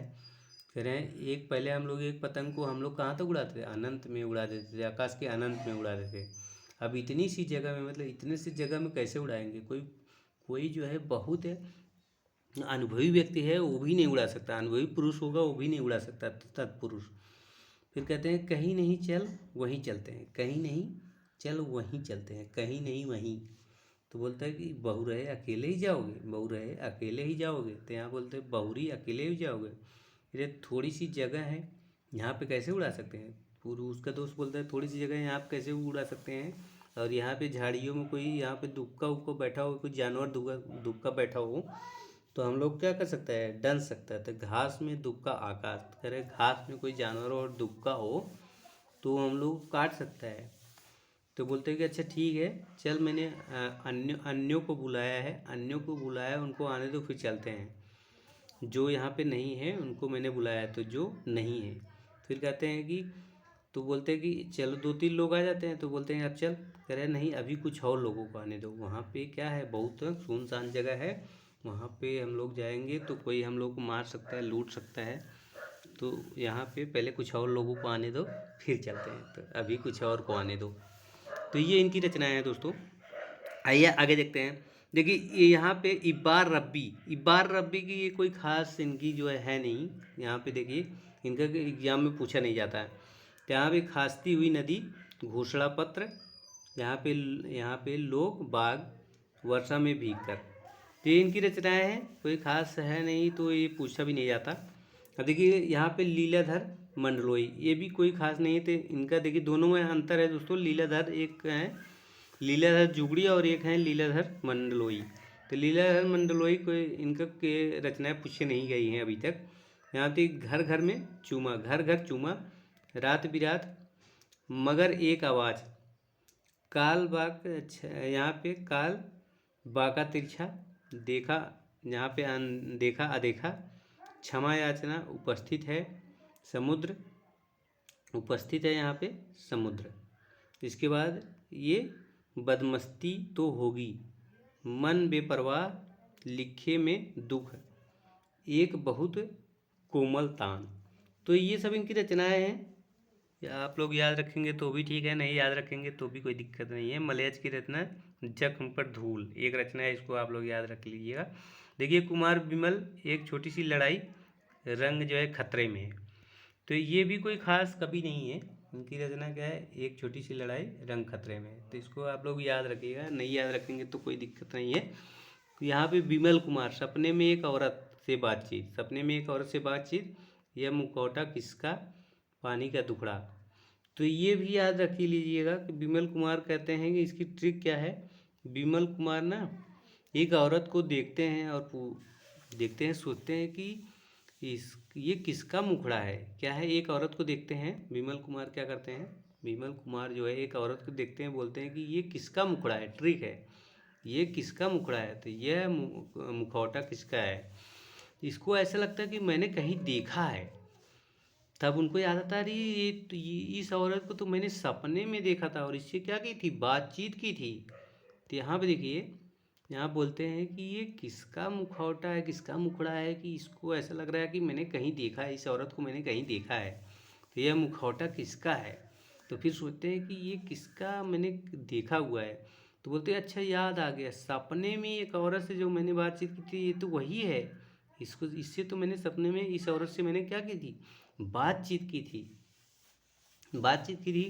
इसको जो है दुख है, इसको बहुत दुख है पानी का, इसको बहुत दुख है पानी, ये पानी बहुत दूर लेने आती है। अच्छा यही औरत मुझे सपनों में मिली थी, तभी इसका मुखौटा मुझे याद आ रहा था कि ये मुखौटा किसका है। जिसको पानी की बहुत दिक्कत है, ये पानी का दुखड़ा रोई थी सपने में, तो ये क्या करते हैं यहाँ पे पानी का दुखड़ा। तो याद रखिएगा विमल कुमार को। अब देखिए कैलाश वाजपेयी की जो है रचना, ये बहुत इंपॉर्टेंट है दोस्तों। तो कैलाश वाजपेयी की रचना को आप लोग जरूर से जरूर याद रखिएगा। आइए देखते हैं कैलाश वाजपेयी की रचना कौन कौन सी है। देखिए संक्रांत, देहांत से हटकर, यहाँ पे तीसरा अंधेरा, यहाँ पे महास्वप्न का मध्यांतर, हवा में हस्ताक्षर, पृथ्वी का कृष्ण पक्ष। तो दोस्तों इसको जो है आप लोग याद रखिएगा। यहाँ पे कैलाश वाजपेयी की हमने ट्रिक बनाई है कि नहीं, एक सेकंड दोस्तों देखने दो। इस कैलाश वाजपेयी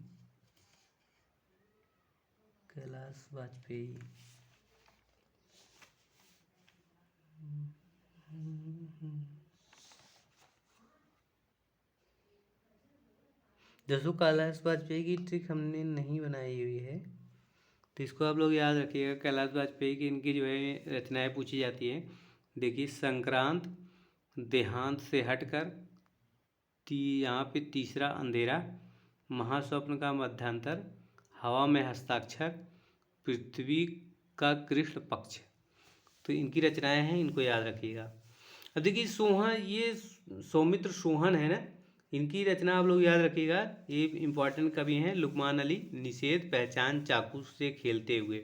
यहाँ पे सौमित्र मोहन की ये ट्रिक क्या है दोस्तों, कि जो मोहन है ना उसके 100 मित्र हैं। मोहन के 100 मित्र है उसके स्कूल में, मोहन के स्कूल में उसके 100 मित्र हैं। तो उसमें से एक मित्र क्या है, लुकमान अली है। लुकमान अली क्या है ना, वो चाकू से खेलता है। तो चाकू से खेलता है, तो सौमित्र के मोहन का जो एक और मित्र रहता है, बोलता है कि देख रहे हो तुम लुकमान को अपना दोस्त मानते हो, वो क्या करता है, चाकू से खेलता है। वो चाकू से खेलता है, वो हमारा दुश्मन है, उसको बता रहा है, वो मोहन को बता रहा है। इसका एक और मित्र बता रहा है कि लुकमान अली जो है चाकू से खेलता है, वो हमारा दुश्मन है, अपने दुश्मन को पहचानो। अपने दुश्मन को क्या कर रहे हैं, कह रहे हैं पहचान, कह रहे मोहन अपने दुश्मन को पहचान। तो जो अपने 100 मित्रों में लुकमान अली को भी रखा है, वो क्या है, वो हमारे दुश्मन है, वो चाकू से खेलता है, वो हमारा क्या है, दुश्मन है, मतलब इसको जहर भर रहा है उसके प्रति। तो सौमित्र मोहन बोलता है ना, मोहन लुकमान अली से मिलकर बोलता है कि यार ये तो निषेध है, चाकू निषेध है, इससे तू मत खेल, चाकू से मत खेल। तो यहाँ देखिए मोहन के क्या है, 100 मित्र हैं, मोहन के 100 मित्र हैं, जिनमें से एक मित्र क्या है, लुकमान अली है। तो लुकमान, इन 100 मित्रों में से एक और मित्र जो है मोहन को बोलता है मोहन, तो लुकमान अली को अपना दोस्त मानता है ना, वो देखता है वो चाकू से खेलता है, वो क्या करता है, चाकू से खेलता है। तो यहाँ चाकू से खेलते हुए करे, तो वो हमारा मित्र नहीं दुश्मन है, तू अपने दुश्मन को पहचान मोहन, तू अपने दुश्मन को पहचान। तो जो मोहन है ना, वो लुकमान से मिलता है और बोलता है कि अरे चाकू से मत खेल, इससे ये क्या है, निषेध है, ये बच्चों के लिए क्या है, निषेध है। तो ये ट्रिक है दोस्तों। अब देखिए यहाँ पे बीरेन डंगवाल, इस दुनिया में, इनकी एक रचना है, इस दुनिया में कोई इम्पोर्टेंट नहीं है। अब देखिए राजेश जोशी की ये रचना इम्पोर्टेंट है। तो आइए देखते हैं राजेश जोशी के। यहाँ पर राजेश जोशी की कौन कौन सी रचना है। तो यहाँ देखिए समर गाथा, एक क्या है, लंबी कविता है। एक दिन बोलेंगे पेड़, मिट्टी का चेहरा, नेपथ्य में हंसी, दो पंक्तियों के बीच चाँद की वर्तनी।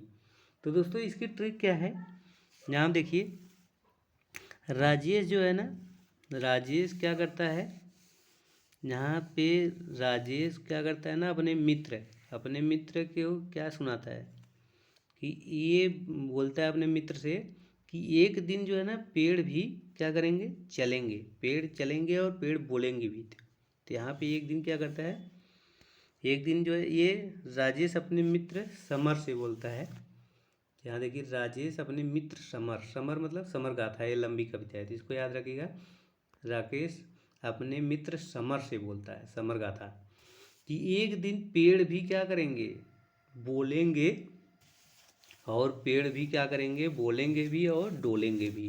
तो इनकी एक रचना है, एक दिन पेड़ बोलेंगे और क्या करेंगे, डोलेंगे भी। सब लोग क्या करते हैं, हंस पड़ते हैं, उसकी हंसी उड़ा लेते हैं।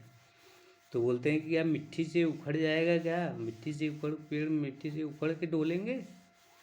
तो उसका क्या होता है, उसका चेहरा जो है ना, उसका चेहरा जो है उतर जाता है। उसका चेहरा क्या हो जाता है, उतर जाता है। तो बोलते हैं कि क्या पेड़ जो है मिट्टी से उखड़ कर डोलेंगे क्या, तो उसका चेहरा क्या हो जाता है, उखड़ जाता है। तो मिट्टी का चेहरा, तो उसका चेहरा क्या हो जाता है, उखड़ जाता है।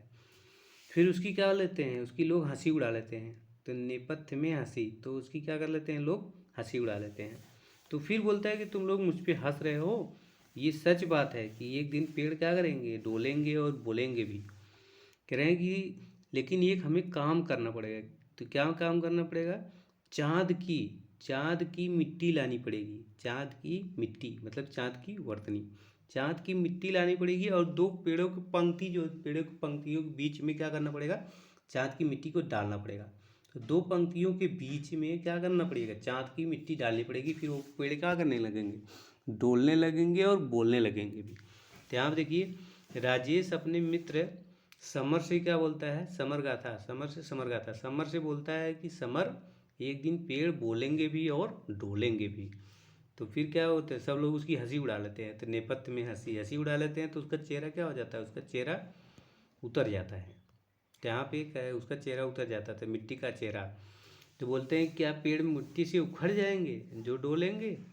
तो बोलते हैं कि, फिर वो बोलता है कि हाँ, वो जो है मिट्टी में भी डोलेंगे, लेकिन दो पंक्तियों के बीच क्या करना पड़ेगा, दो पंक्तियों के बीच जो जगह होती है ना, उसके बीच में चाँद की मिट्टी डालनी पड़ेगी। चाँद की मिट्टी, चाँद की वर्तनी, चाँद की मिट्टी डाल देंगे तो क्या हो जाएगा, फिर वो पेड़ जो है डोलने लगेंगे। अब देखिए, दो पंक्तियों के बीच इनको जो है साहित्य के अकादमी पुरस्कार मिला था 2002 में। दो पंक्तियों के बीच इसमें इनको मिला था 2002 में साहित्यिक अकादमी पुरस्कार मिला था दोस्तों, इसको याद रखिएगा, दो पंक्तियों के बीच। तो आइए अगला रचना देखते हैं। अगले कवि हैं मंगेश डबराल। मंगेश डबराल बहुत इंपॉर्टेंट कवि हैं दोस्तों। तो आइए देखते हैं इनकी जो पहाड़ पर लालटेन है ना, ये खूब पूछा जाता है। तो पहाड़ पर लालटेन, पहाड़ पर लालटेन किसकी रचना है, तो मंगेश डबराल की है। घर का रास्ता, हम जो देखते हैं, आवाज़ भी एक जगह है, आवाज़ भी एक जगह है, मुझे दिखा एक मनुष्य। तो ये सब किसकी रचना है, तो मंगेश डबराल की है। तो दोस्तों आइए देखते हैं मंगेश डबराल जो है, इनकी कैसे ट्रिक हमने बनाई है मंगेश डबराल की। तो आइए देखते हैं एक बार। देखिए, मंगेश डबराल का घर जो है पहाड़ पर है। मंगेश डबराल, देखिए डबराल जो है, यहाँ देखिए डबराल, डबराल मतलब एक अपराधी का नाम होता है।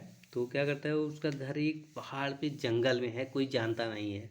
तो वहाँ से क्या करता है, 2 नंबर धंधा करता है। तो यहाँ पे कुछ लोग जो है ना, लालटेन लेके जाते हैं अंधेरे में, लालटेन लेके जब पहाड़ पर जाते हैं, पहाड़ पे उसका घर है अकेले में। तो पहाड़ पर लालटेन लेके जाते हैं और उस घर का क्या करते हैं, रास्ता ढूंढते हैं। तो बोलते हैं कि देखिए, पहाड़ पर लालटेन ले जाकर देखो कि मिस्टर डबराल के घर का रास्ता किधर है। तो मिस्टर डबराल तो मतलब मंगेश डबराल। तो मिस्टर डबराल का घर के रास्ता किधर है, तो यहाँ पे घर का रास्ता। फिर देखो, कहते हैं ढूंढो इधर इधर इधर उधर ही कहीं होना चाहिए। तो बोलते हैं कि हमने हमने जो देखा, कहते हैं यहाँ से हमने एक आदमी को भागते हुए देखा है, भूत जैसा था। तो कह रहे हैं हमने जो देखा है, कह रहे हैं जो जो देखते हो ऐसा होता नहीं है। तो यहाँ पे हमने जो देखा, करें, एक आदमी बोलता है अरे हमने जो देखा तुम देख डर जाओगे। तो बोलते हैं कि क्या देखा, तो यहाँ पे हमने जो देखा, हम जो देखते हैं। तो बोलता है कि हम जो देखते हैं वैसा नहीं होता है। अब यहाँ पे क्या क्या कहता है कि मुझे एक आदमी भागते हुए दिखा, मुझे क्या क्या, मुझे एक आदमी दिखा, एक मनुष्य दिखा, इधर से भागते हुए मुझे एक क्या दिखा, मनुष्य दिखा। तो मुझे दिखा एक मनुष्य। यहाँ से इनकी एक रचना है। कह रहा उधर से, उस जगह से उसके भागने की आवाज़ आई थी, उस जगह से, यहाँ देखिए आवाज़ भी एक जगह है, तो उस जगह से उसके भागने की क्या है आवाज़ आई थी। तो फिर सब लोग क्या करते हैं, सब लोग जाके उधर देखते हैं, तो कहते हैं कि कहाँ है, इधर तो कोई है नहीं। तो कहते हैं नहीं, मैंने इधर से ही देखा। तो बोलते हैं कि हमने जो देखा हमने जो देखा, तुम देख कर क्या डर डर जाओगे। दोस्तों इस पे इनको साहित्यिक अकादमी पुरस्कार मिला था 2000 ईस्वी में। कब मिला था? तो किस पे मिला था? हम जो देखते हैं। देखिए हम जो देखते हैं, इनको साहित्यिक अकादमी पुरस्कार 2000 ईस्वी में मिला था। तो एक बार फिर से ट्रिक बता देता हूँ दोस्तों। कहता है कि ये मिस्टर डबराल का घर है वो पहाड़ पर है। फिर कुछ लोग जाते हैं उनको लालटेन लेके पहाड़ पे उनके घर का रास्ता ढूंढने। तो पहाड़ पर लालटेन उनके घर का क्या करते हैं, मिस्टर डबराल के घर का रास्ता ढूंढने जाते हैं। तो फिर क्या करते हैं कि एक आदमी वहाँ से ढूंढते ढूंढते एक भागते हुए एक आदमी जैसा साया देख लिया। तो बोलता है कि अपने दोस्त को बोलता है, हमने जो देखा तुम देख लोगे तो तुम्हारे जो है हार्ट फेल हो जाएगा, मतलब तुम मर जाओगे। कह रहा है कि तुमने क्या देखा? तो बोलता है कि मुझे एक भागते हुए एक मनुष्य दिखा। तो यहाँ पे मुझे दिखा एक मनुष्य, भागते हुए एक मनुष्य दिखा, वो भूत जैसा था। कह रहा है कहाँ, किधर है, किधर से? कह रहे इधर से ही हमने एक आवाज़ सुनी, यहाँ से इधर से ही जाते हुए इस जगह से मैंने एक आवाज़ सुनी थी, इधर से ही भाग रहा था। तो यहाँ पे आवाज़ भी एक जगह है। तो दोस्तों इनकी ये रचनाएं हैं, तो ये सब आप लोग जो है याद रखिएगा। इनको जो है हमें जो हम जो देखते हैं, इनके लिए इनको 2000 में इनको साहित्यिक अकादमी पुरस्कार मिला है। तो यहाँ देखिए ऋतुराज इनकी एक रचना है, एक मरणा धर्मा और अन्य। तो बस इनकी एक रचना है, इसको याद रखिएगा दोस्तों। कोई इंपॉर्टेंट कवि नहीं है, याद नहीं रखेंगे तो भी कोई दिक्कत नहीं है। मदन कश्यप भी कोई इंपॉर्टेंट कवि नहीं है, लेकिन इनकी रचनाओं को देख लेते हैं। लेकिन उदास है पृथ्वी, नीम रोशनी में कुरूज, ये इनकी रचना है मदन कश्यप की। अरुण कुमार कमल की जो है इम्पोर्टेंट है। अरुण कुमार कमल की रचनाएं हैं अपनी केवल धार, सबूत, नए इलाके में, यहाँ पुतली में संसार, ये सब किसकी रचना है? तो अरुण कुमार की रचना है दोस्तों। तो अरुण कुमार जो है बहुत इंपॉर्टेंट कवि हैं। आइए अरुण कुमार की रचनाओं को देखते हैं। अरुण कुमार की रचनाओं का हमने क्या ट्रिक बनाई है, तो एक सेकंड दोस्तों। अरुण कुमार, हाँ दोस्तों अरुण कुमार। तो अरुण कुमार देखिए, यहाँ अरुण कुमार तो एक दोस्त रहते हैं, अरुण कुमार और अरुण कुमार के एक दोस्त रहते हैं। तो अरुण कुमार यहाँ पे क्या है, जांच अधिकारी हैं। तो दोस्तों जो मैंने एक ट्रिक बनाई है अरुण कुमार के लिए, तो यहाँ पे अरुण कुमार और अरुण कुमार का एक दोस्त रहता है। तो अरुण कुमार जांच अधिकारी रहते हैं और उसका दोस्त भी जांच अधिकारी रहता है। तो उनका दोस्त बोलता है अरुण कुमार से कि अरुण जो है कमल का मर्डर हो गया है। तो यहाँ पे देखिए अरुण कमल का मर्डर हो गया है। तो यहाँ पे अरुण कमल, तो यहाँ पे अरुण और कमल दो लोग हैं, नहीं सॉरी, हाँ उनका दोस्त बोलता है अरुण कमल का मर्डर हो गया है। तो यहाँ पे अरुण कमल कह रहे अरुण कमल का मर्डर हो गया है। तो अरुण क्या है, इसमें जांच अधिकारी है, उनका दोस्त भी जांच अधिकारी है। तो कह रहे हैं कि फिर कमल का घर किधर है, चलते हैं। तो अरुण अरुण अरुण से बोलता है कि कमल का घर किधर है, चलो चलते हैं। तो फिर उनका दोस्त बोलता है कि अरुण तुम चलो, मैं धार मार के आता हूँ। धार मार के आता हूँ मतलब जैसे पेशाब करके आता हूँ, तो धार मार के आता हूँ। तो बोलते हैं कि केवल अपनी धार मारना, कुछ और मत मार लेना। तो यहाँ पे अपनी केवल धार मतलब कहते हैं अपनी धार केवल मारना, कुछ और मत कर लेना। तो यहाँ पे अपनी केवल धार। तो बोलते हैं हाँ चल तू, मैं धार मार के आता हूँ, तू सबूत को क्या कर, सबूत को इकट्ठा कर, तब तक तू जो है सबूत को क्या कर, इकट्ठा कर। तो बोलता है कि हाँ ठीक है, लेकिन उसका घर किधर है? तो उसको बोलते हैं कि घर किधर है? तो बोलते हैं कि जो पतली गली है ना, यही गली पकड़ के जाएगा, जब तुझे नया इलाका मिलेगा, नया इलाका मतलब वहाँ पे नए नए घर मिलेंगे, तो जहाँ नया इलाका मिलेगा उस पतली गली से जाएगा, तो नया इलाका जहाँ मिलेगा वहीं उसका क्या है, घर है। तो वहीं उसका क्या है, घर है। तो नए इलाके में। अब देखिए बोलते हैं कि अरुण कुमार बोलते हैं कि अरे यार इस संसार में कितनी पतली गलियां हैं, यहाँ से गाड़ी भी नहीं जा पाएगी, पैदल ही जाना पड़ेगा। कितनी दूर है? तो बोलता है कि अरे 1 किलोमीटर होगा। कह रहे अरे यार 1 किलोमीटर पैदल जाना पड़ेगा, तो यहाँ पे देखिए संसार में कितनी पतली गलियाँ हैं, तो यहाँ पे देखिए पुतली में संसार, पतली गलियाँ हैं मतलब पुतली, पुतली में संसार, संसार में कितनी पतली गलियाँ हैं, तो पुतली में क्या है, संसार है। तो ये इनकी रचनाएं हैं दोस्तों। फिर से इसको देख लीजिए कि यहाँ पे अरुण कमल का मर्डर हो जाता है। अरुण का दोस्त अरुण से बोलता है कि अरुण कमल का मर्डर हो गया है, फिर उसके घर चलना है। तो बोलता है कि चलो आओ चलते हैं। तो बोलते हैं तू चल, मैं अभी क्या करता धार मार के आता हूँ मैं। तो बोलते हैं कि अपनी केवल धार मारना, कुछ और मत मार लेना। तो बोलता है हाँ ठीक है, तू चल सबूत को इकट्ठा कर, मैं आ रहा हूँ तब तक। तो बोलते हैं कहाँ उसका कमल का घर कहाँ है। तो बोलते हैं कि यही पतली गली पकड़ के जा, जहाँ से नया इलाका मिलेगा तो नए इलाके में उसका घर है, पहला ही घर उसका है। तो बोलते हैं अरे यार संसार में कितनी पतली गलियाँ हैं, तो मतलब संसार में यहाँ पुतली में संसार है। तो इनकी ये रचनाएं हैं। तो दोस्तों इसको आप लोग याद रखिएगा। आइए अगला क्वेश्चन देखते हैं।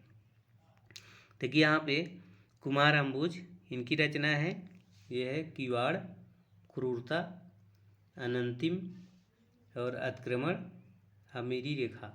तो ये दोस्तों ये कोई इम्पोर्टेंट नहीं है, इनकी रचनाओं को पूछा भी नहीं जाता है।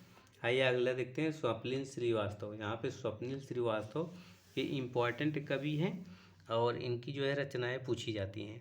तो इनकी रचनाएं क्या हैं, देखिए ईश्वर एक लाठी है, यहाँ पे ताक पर दिया सलाई, मुझे दूसरी पृथ्वी चाहिए। क्या है, मुझे दूसरी पृथ्वी चाहिए। तो यहाँ पे दोस्तों ये स्वप्निल श्रीवास्तव की रचना है। तो आइए देखते हैं स्वप्निल श्रीवास्तव के क्या हमने ट्रिक बनाई है। स्वप्निल श्रीवास्तव, स्वप्निल श्रीवास्तव किधर गए, स्वप्निल श्रीवास्तव,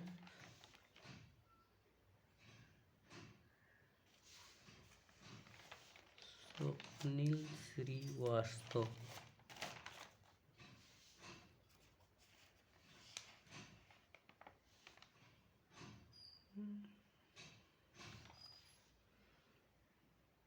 स्वप्निल श्रीवास्तव, श्रीवास्तव, स्वप्निल श्रीवास्तव। तो दोस्तों स्वप्निल श्रीवास्तव को ट्रिक मैंने शायद नहीं बनाई है, तो आप लोग जो है ना इसको याद रखिएगा। स्वप्निल श्रीवास्तव की ईश्वर की एक लाठी, ताक पर दिया सलाई, मुझे दूसरी पृथ्वी चाहिए। तो आइए अगला देखते हैं। देखिए अगला है एकांत श्रीवास्तव। तो एकांत श्रीवास्तव, अब देखिए नीलय उपाध्याय की रचना है अकेला घर हुसैन का कटौती। तो ये इम्पॉर्टेंट नहीं है, एकांत श्रीवास्तव की रचना इम्पॉर्टेंट है। तो आइए एकांत श्रीवास्तव की देखते हैं। अब देखिए एकांत श्रीवास्तव की रचना क्या है, मिट्टी से कहूँगा धन्यवाद, नागरिक व्यथा, अन्य है मेरे शब्द। तो एकांत श्रीवास्तव की ट्रिक क्या है, इनकी 3 रचनाएं ही हैं। तो आप देखिए अब एकांत में एक लोग हैं बोलते हैं कि मैं एकांत में जाकर क्या कहूँगा, एकांत में जाकर मैं वास्तव में जो है मिट्टी का धन्यवाद कहूँगा। एकांत में जाकर, एकांत मतलब एकांत श्रीवास्तव, एकांत में जाकर मैं वास्तव में मिट्टी का क्या कहूँगा, धन्यवाद कहूँगा, मिट्टी से धन्यवाद कहूँगा। क्यों कहूँगा मिट्टी से धन्यवाद, क्योंकि मिट्टी जो है ना मुझे अन्न देती है। मिट्टी मुझे क्या कर देती है, अन्न देती है, जिससे मेरे शब्द निकल रहे हैं, जिससे मैं बोल पा रहा हूँ। तो इसलिए मिट्टी मुझे क्या देती है, अन्न देती है। अन्न है मेरे शब्द, मिट्टी मुझे क्या देती है, अन्न देती है, तभी मैं क्या करता हूँ, मेरे शब्द तभी निकल रहे हैं, तभी मैं बोल पा रहा हूँ। तो यहाँ पे मिट्टी से मैं धन्यवाद कहूँगा अकेले में जाकर, अकेले में एकांत में जाकर। तो क्योंकि मिट्टी हमें अन्न देती है तभी मेरे शब्द निकल रहे हैं। फिर आगे बोलते हैं कि नहीं तो नागरिक क्या खाते, नहीं तो नागरिक क्या खाते, मांस मछली खाते पाप बढ़ता। तो नहीं तो नागरिक क्या खाते, तो यहाँ पे नागरिक क्या खाते, तो नागरिक व्यथा। तो फिर से मैं बताता हूँ, मिट्टी से मैं एकांत में जाकर क्या बोलूँगा, उनको उसका वास्तव में उसका धन्यवाद करूँगा। तो एकांत मतलब एकांत श्रीवास्तव, मिट्टी से एकांत में जाकर वास्तव में मैं उसका धन्यवाद करूँगा। तो मिट्टी से कहूँगा धन्यवाद, जो आपने अन्न हमें अन्न दिया, तभी मेरे शब्द निकल रहे हैं। नहीं तो नागरिक क्या खाते, नागरिक जानवरों को खाते, मांस मछली खाते, तो क्या होता, पाप बढ़ता। तो ये सब इनकी रचनाएं हैं दोस्तों। हम देखिए बोधिसत्व की रचनाएं हैं दोस्तों। बोधिसत्व कोई इम्पोर्टेंट नहीं है, लेकिन फिर भी देख लेते हैं। सिर्फ कवि नहीं, हम जो नदियों का संगम है, दुखता यंत्र, खत्म नहीं होती बात, ये सब किसकी रचना है? बोधिसत्व की रचना है। उदय प्रकाश की रचना क्या है? यदि सुनो कारीगर। यहाँ पे देखो ये इम्पॉर्टेंट है, उदय प्रकाश की रचना पूछा गया है, तो ये इम्पॉर्टेंट है। आइए इनको देख लेते हैं। देखिए उदय प्रकाश की रचना है सुनो कारीगर, अबूतर कबूतर, और इसके बाद रात में हारमोनियम, कैसे कबूतर। तो यहाँ पे देखिए ये उदय प्रकाश जो रहते हैं ना, ये के कॉलेज के टीचर रहते हैं, प्राइमरी कॉलेज के टीचर रहते हैं। फिर वो कारीगर से बोलते हैं, कारीगर वहाँ चित्र बनाने के लिए, आप लोगों ने प्राइमरी स्कूल में देखा होगा तो वहाँ काफ़ी चित्र बने होते हैं, बच्चों को देखने के लिए बहुत सारे चित्र बनाए जाते हैं। तो वहाँ पे वो बोलते हैं कारीगर से कि मैं कहीं पे जा रहा हूँ, तुम यहाँ पे चित्र बना देना। तो कहते हैं कि सुनो कारीगर, क्या क्या चित्र बनाना है सुनो, यहाँ तो सुनो कारीगर, यहाँ पे क्या करना है? अबूतर कबूतर कुछ बना देना, बच्चे हैं छोटे छोटे देखेंगे, और यहाँ से लिख देना उसमें कैसे कबूतर। यहाँ पे कहते हैं कि सुनो कारीगर, यहाँ पे ये चित्र अबूतर कबूतर बना देना और वहाँ पे लिख देना कैसे कबूतर। फिर कहते हैं कि आगे बोलते हैं कि यहाँ पे तुम हारमोनियम बना देना, ढोल और हारमोनियम बना देना। तो यहाँ पे रात में हारमोनियम, तो यहाँ पे ढोल मजीरा हारमोनियम बना देना। तो यहाँ पे तो ये क्या हो जाएगा? हारमोनियम।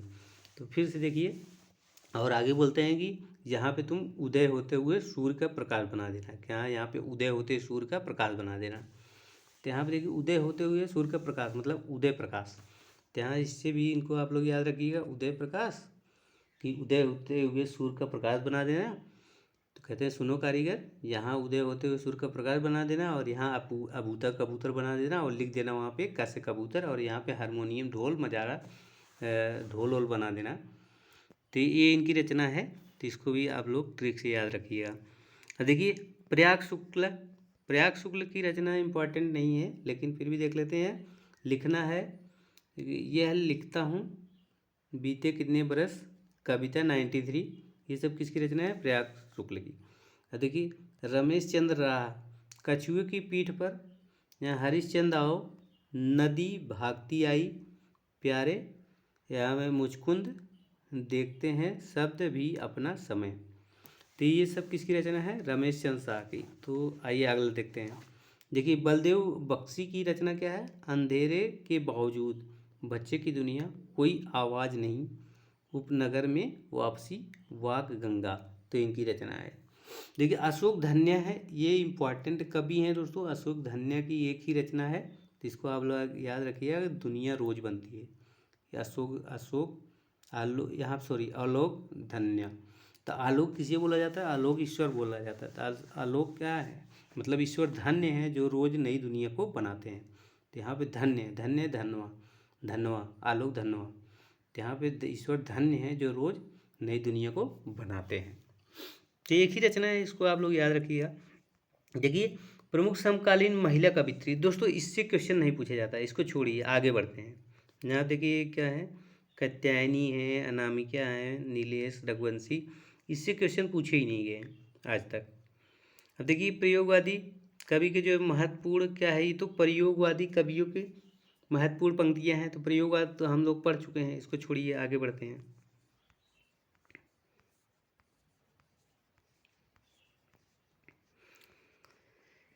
मुक्तिबोध, शमशेर बहादुर।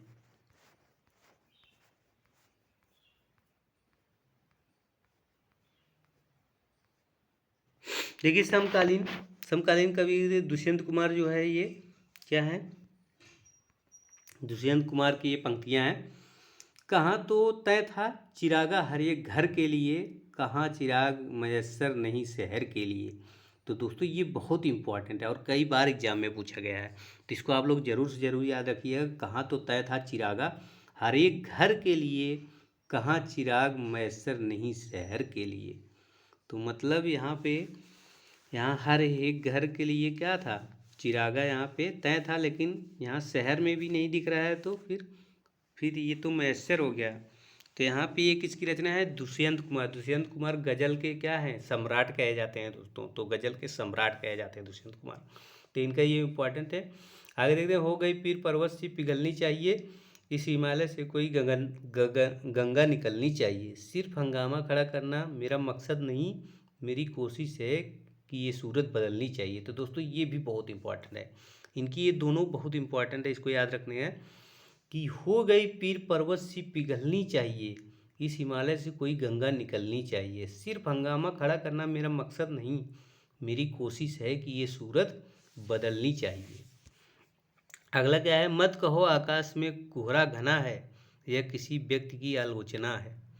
तो ये इम्पोर्टेंट नहीं है, ऊपर की दो पंक्तियाँ इम्पॉर्टेंट है। देखिए सुदामा पांडे धूमिल का ये इम्पॉर्टेंट है, यह प्रजातंत्र है, किसकी रोजी से यहाँ पे किसकी रोज सैकड़ों बार हत्या होती है और हर बार वह भेड़ियों की जुबान पर जिंदा है। तो ये भी पूछा गया है। तो ये यहाँ यह जनतंत्र है, सॉरी ये जनतंत्र है, यह जनतंत्र जिसकी रोज सैकड़ों बार हत्या होती है और हर बार वह भेड़ियों की जुबान पर जिंदा है। तो ये पूछा गया है, इसको आप लोग याद रखिएगा। अगली पंक्तियाँ हैं इनकी कि अपने यहाँ संसद तेली की वह घानी है, जिसमें आधा तेल आधा पानी है। तो ये भी पूछा गया है दोस्तों। यहाँ अपने यहाँ संसद तेली की वह घानी है, जिसमें आधा तेल है आधा पानी है। आगे दोस्तों इनकी पंक्तियाँ हैं कि भूख से रिसियाती हुई हथेली का नाम दया है और भूख से तनी हुई मुट्ठी का नाम नक्सलवाड़ी है। तो इनकी एक रचना है नक्सलवाड़ी, जिसको याद रखिए। ये कोई इम्पोर्टेंट नहीं है दोस्तों। आइए आगे देखते हैं। आगे लिखते हैं कि हाँ हाँ मैं कवि हूँ, कवि यानी भाषा से भदेश हूँ। तो इनकी एक पंक्तियाँ हैं, कविता भाषा में आदमी होने की तमीज़। ये देखो बहुत इंपॉर्टेंट है, कविता जो है ना भाषा में आदमी होने की तमीज़ है, ये पूछा गया है दोस्तों, इसको आप लोग याद रखिएगा। आगे इनकी पंक्तियाँ हैं कि भाषा उस तिकड़मी दरिंदे की कौर है जो सड़क पर और है। तो ये इम्पोर्टेंट नहीं है। आगे देखते हैं। देखिए क्रांति यहाँ के असंगत लोगों के लिए किसी अबोध बच्चे के हाथों की ये जूझी है। तो ये एकदम सही बात बोले हैं। तो ये क्रांति ये इम्पोर्टेंट है, क्रांति यहाँ से यहाँ के असंगत, देखिए क्रांति यहाँ के असंगत लोगों के लिए किसी अबोध बच्चे के हाथों की जूझी है। आगे लिखते हैं कि अगली पंक्तियाँ हैं, एक सही कविता पहले एक सार्थक वक्तव्य होता है। तो ये इम्पोर्टेंट नहीं है दोस्तों। देखिए कविता शब्द की अदालत में अपराधी कटघरे में एक निर्दोष आदमी का हलफनामा, ये भी नहीं इम्पोर्टेंट है। अब उसे मालूम है कविता घेराव। तो ये सब इम्पोर्टेंट नहीं है दोस्तों। आइए आगे देखते हैं। यहाँ पे देखिए, दरअसल अपने यहाँ जनतंत्र एक ऐसा तमाशा है जिसकी जान मदारी की भाषा है। तो ये बहुत इंपॉर्टेंट है, ये पूछा गया है। दरअसल अपने यहाँ जनतंत्र एक ऐसी तमाशा है जिसकी जान मदारी की भाषा है। अगली पंक्तियाँ हैं, मेरी ज़िंदगी में ना कोई छोटा है ना कोई बड़ा है, मेरे लिए आदमी एक जोड़ी जूता है जो जो सामने मरम्मत के लिए खड़ा है। तो दोस्तों ये बहुत इंपॉर्टेंट है, ये वाली का ये बहुत पूछा गया है। मेरी निगाह में ना कोई छोटा है ना कोई बड़ा है, मेरे लिए हर आदमी ये एक जोड़ी जूता है। तो यहाँ तक ये बहुत बहुत पूछता है ये, मेरी निगाह में ना कोई छोटा है ना कोई बड़ा है, मेरे लिए हर आदमी एक जोड़ी जूता है जो मेरे सामने मरम्मत के लिए खड़ा है। तो ये मोची कविता है इनकी, वहाँ से लिया गया है दोस्तों। आइए देखते हैं दोस्तों नवगीत। नवगीत में दोस्तों क्या होता है ना कि नवगीत में जो है ज़्यादा कुछ खास पूछा नहीं जाता है। अब नवगीत में ज़्यादा कुछ खास नहीं पूछा जाता, तो इसलिए नवगीत में हमें कुछ पढ़ना नहीं है। नवगीत के कवि कौन कौन से हैं, तो वीरेंद्र कुमार मिश्र हैं, शंभूनाथ सिंह हैं, सोम ठाकुर हैं, देवेंद्र शर्मा हैं, और इसके बाद रविंद्र भरमर हैं, राजेंद्र प्रसाद सिंह हैं और दुष्यंत कुमार हैं। और दुष्यंत कुमार को आप लोग जानते ही हो दोस्तों, ये दुष्यंत कुमार को ये जो है नवगीत का सम्राट कहा जाता है। सॉरी, दुष्यंत कुमार को गज़ल का सम्राट कहा जाता है। सॉरी दोस्तों, गज़ल का सम्राट कहा जाता है। तो नवगीत में ज़्यादा कुछ इंपॉर्टेंट नहीं है। आइए देख लेते हैं नवगीत के बारे में थोड़ा सा। यहाँ देखिए नवगीत का जो है आरंभ राजेंद्र प्रसाद सिंह द्वारा होता है। यहाँ पे नवगीत के जो नवगीत परंपरा का आरंभ का है राजेंद्र प्रसाद सिंह द्वारा 1958 में संपादित यहाँ पे गीतांगनी शीर्षक से होता है। तो इसका आरंभ कौन करते हैं? गीतांगनी। यहाँ तक हिंदी में नवगीत परंपरा का आरंभ राजेंद्र सिंह द्वारा सन 1958 में गीतांगनी शीर्षक से नवगीत संकलन से माना जाता है। अब देखिए डॉक्टर गणपति चंद्र गुप्त ने राजेंद्र प्रसाद सिंह को हिंदी नवगीत का प्रवर्तक माना है। तो कौन मानते हैं? डॉक्टर गणपति चंद्र गुप्त जो है राजेंद्र प्रसाद सिंह को नवगीत का क्या मानते हैं? प्रवर्तक मानते हैं। विद्वानों की दृष्टि में नवगीत का अर्थ क्या है? तो यहाँ पे देखिए नवगीत का अर्थ बीरेंद्र सिंह मिश्र बोलते हैं, नवगीत अस्थलीय अनुभूतियों का निर्वर्धन संवेद स्वर है। और उमाकांत, ये सब विद्वान मानते हैं दोस्तों। तो इसमें कुछ खास जो है नहीं। आइए रचनाओं के देख लेते हैं, इसमें जो थोड़ा इम्पॉर्टेंट रचनाएं हैं उनके बारे में देख लेते हैं। देखिए इम्पॉर्टेंट रचना कौन किसकी है? तो यहाँ पे शंभू कुमार नाथ सिंह, ये देखिए डॉक्टर शंभूनाथ सिंह। तो शंभूनाथ सिंह की ये जो नवगीत है संकलन है ना, ये बहुत महत्वपूर्ण है। आइए देखते हैं। देखिए रूप रश्मि, छायालोक, मनवंतर, उदय, यहाँ पे उदयाचल, दिवालोक, समय की शिला पर, जहाँ दर्द नील है। तो ये सब किसकी रचना है? तो शंभूनाथ सिंह की। तो और शंभूनाथ सिंह जो है बहुत ही इम्पॉर्टेंट है, ये कवि माने जाते हैं। तो आइए देखते हैं शंभूनाथ ट्रिक जो हमने बनाई है। अब देखिए शंभूनाथ ट्रिक क्या थी कि रश्मि जिस समय, यहाँ फिर इसमें कर देता हूँ, रश्मि जिस समय, देखिए रश्मि जिस समय क्या करती है? शिला पर लेटी हुई थी। कौन सी शिला पर लेटी हुई थी? उदयाचल पर्वत पर एक शिला थी, उस पर रश्मि लेटी हुई थी।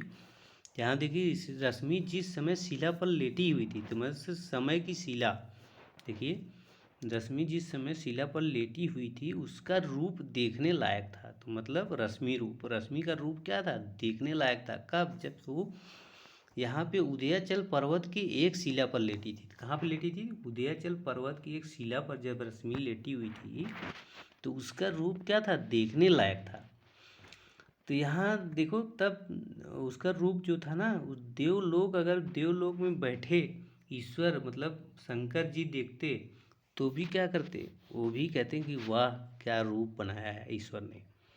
तो यहाँ पे देखिए रश्मि जब शिला पे, यहाँ पे उदयाचल पर्वत के शिला पर लेटी हुई थी तो उसका रूप जो है देवलोक को भी क्या कर रहा था? देवलोक को भी आकर्षित कर रहा था। फिर कहते हैं कि जब उसकी बदन की, जो उसकी शरीर की छाया ऐसी बन रही थी, जो उसकी छाया है ना, वो देवलोक को भी क्या कर रही थी? विचलित कर रही थी। उसकी जो बदन की छाया है वो क्या कर रही थी? देवलोक को भी विचलित कर रही थी। यहाँ पे छाया मतलब छायालोक है, छाया मतलब छायालोक। अब यहाँ पे आगे क्या है कि समय की शिला पर, देखिए रश्मि जो है समय की शिला पर लेटी थी। कहाँ लेटी थी? शिला पर लेटी हुई थी, मतलब समय की शिला पर। फिर क्या करते हैं? उसको देख कर जो है नीलकंठ का मन में जो है दर्द उठ गया कि वाह ही कितनी सुंदर नारी है, कितनी सुंदर नारी है। तो किसको दर्द उठा था? कि जो यहाँ पर जो दर्द उठा नीलकंठ, नील जो दर्द, जहाँ दर्द नील, तो जो दर्द उठा किसके? नीलकंठ मतलब शंकर जी को। तो उनका एक दोस्त बोलता है कि वो रश्मि नहीं थी। कहते हैं कि वो रश्मि नहीं थी। तो वो बोलते हैं कि तुमने देखा था कि मैंने देखा था? कि बोलता है उनका दोस्त, जो दोस्त बोलता है दूसरे दोस्त को, जो बता रहा था कि यदि वो रश्मि लेटी हुई थी उस समय उसको देखे होते तो देवलोक भी जो है उसमें उसको देख कर आकर्षित हो रहा था। जो नीलकंठ है मतलब जहाँ दर्द नील है, तो मतलब जो नीलकंठ है उनको भी क्या हुआ था? दर्द उड़ गया था, अरे ये इतनी सुंदर नारी कौन है? तो एक दोस्त उनको बोलता है नहीं वो रश्मि नहीं थी। तो उनका दूसरा दोस्त बोलता है कि वहाँ पर तुम थे कि मैं था? वो रश्मि ही थी। यहाँ की एक रचना, तुम थे कि मतलब मैं था। तो ये इनकी जो है ये क्या है? ट्रिक थी दोस्तों, इसको आप लोग याद रखिएगा। आइए अगला देखते हैं वीरेंद्र कुमार की ये जो ना ये रचना है ये भी इम्पॉर्टेंट है। इनकी देखिए रचना क्या है? गीतम, लेखनी बेला, और इसके बाद अभिराम चल मधुवंती। तो ये सब इनकी रचनाएं हैं, इसको भी आप लोग याद रखिएगा, ये इम्पॉर्टेंट है।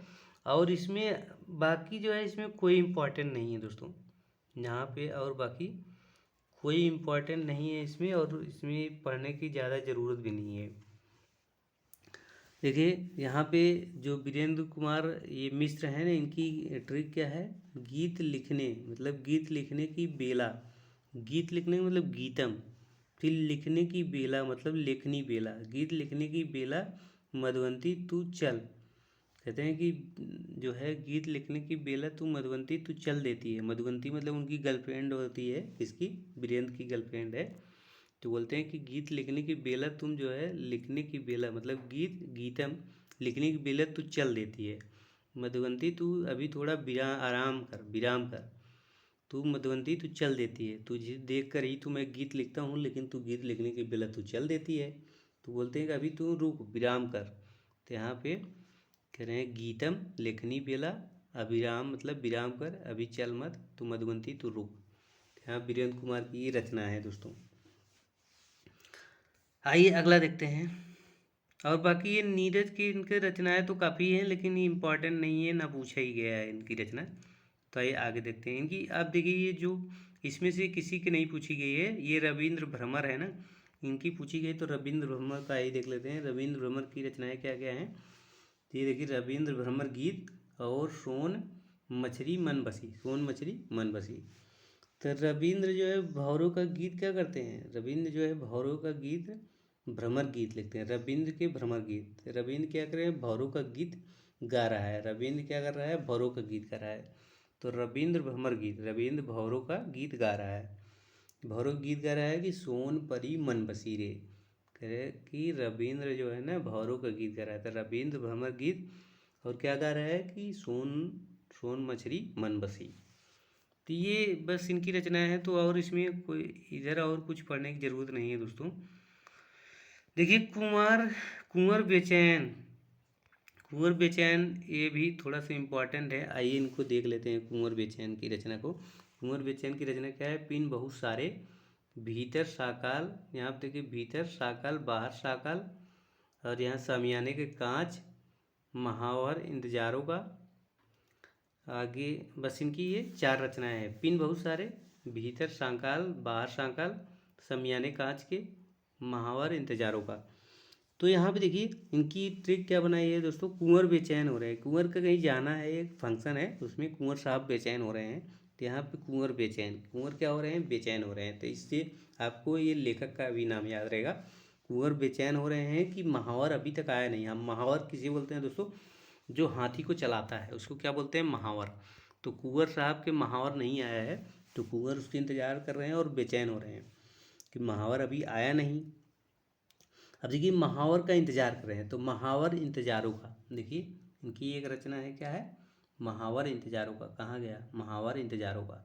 ये देखिए इनकी एक रचना है महावर इंतजारों का।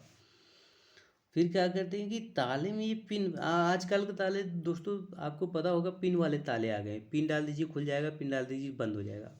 तो कह रहे हैं कि ये ताले में जो है बहुत सारा पिन कौन डाल दिया, इतने सारे पिन हो गए। अब देखिए भी इतने सारे पिन कोड हो गए दोस्तों, इसका पिन कोड उसका पिन कोड, जितना जितना जो है ऐप आ रहे हैं सबके पिन कोड, फ़ोन पे गूगल पे इसका पे उसका पे, तो कितना पिन याद करेंगे। तो वो बोल रहा है कि बहुत सारे पिन हो गए और ये ताले में क्या कर दिया, कौन सा जो है ये ताला मार दिया है, पिन डाल दिया है, तो बहुत सारे पिन, यहाँ पे देखिए पिन बहुत सारे।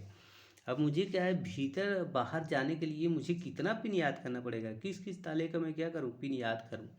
तो यहाँ पे भीतर साकल बाहर शीतल मतलब भीतर और बाहर जाने के लिए मुझे बहुत सारे पिन याद करने पड़ते हैं।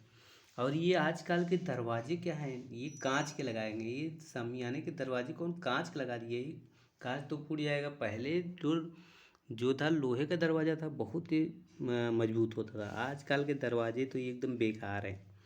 तो यहाँ देखिए कुंवर साहब क्या हो रहे थे, महावर महावर का इंतज़ार कर रहे थे और बेचैन हो रहे थे। तो यहाँ पे महावर का इंतज़ार।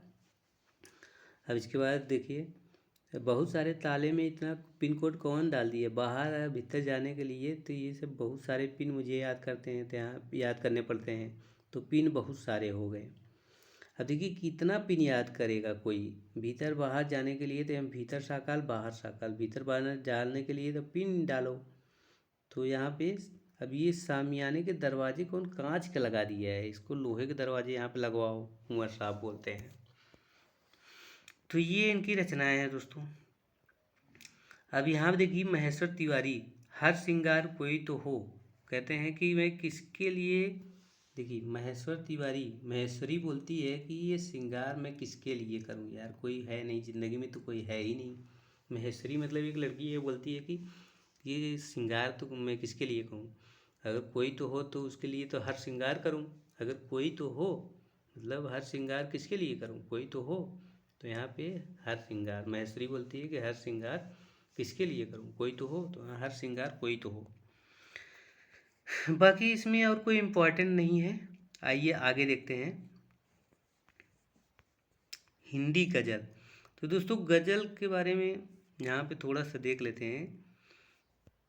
यहाँ देखिए, गज़ल अरबी शब्द का स्त्री लिंग शब्द है, जिसके शाब्दिक अर्थ होता है प्रेमी या प्रेयसी का वार्तालाप। गज़ल का मतलब क्या होता है, प्रेमी और जो है प्रेयसी का यहाँ पे वार्तालाप होता है, उसे ही क्या बोलते हैं, गज़ल बोलते हैं।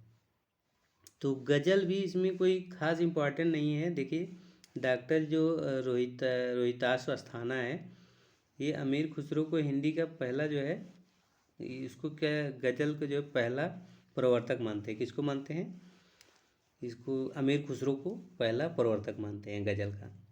तो बस इतना ही याद रखना, आधुनिक हिंदी गज़ल का प्रवर्तक किसे माना जाता है, तो ये माना जाता है दुष्यंत कुमार को।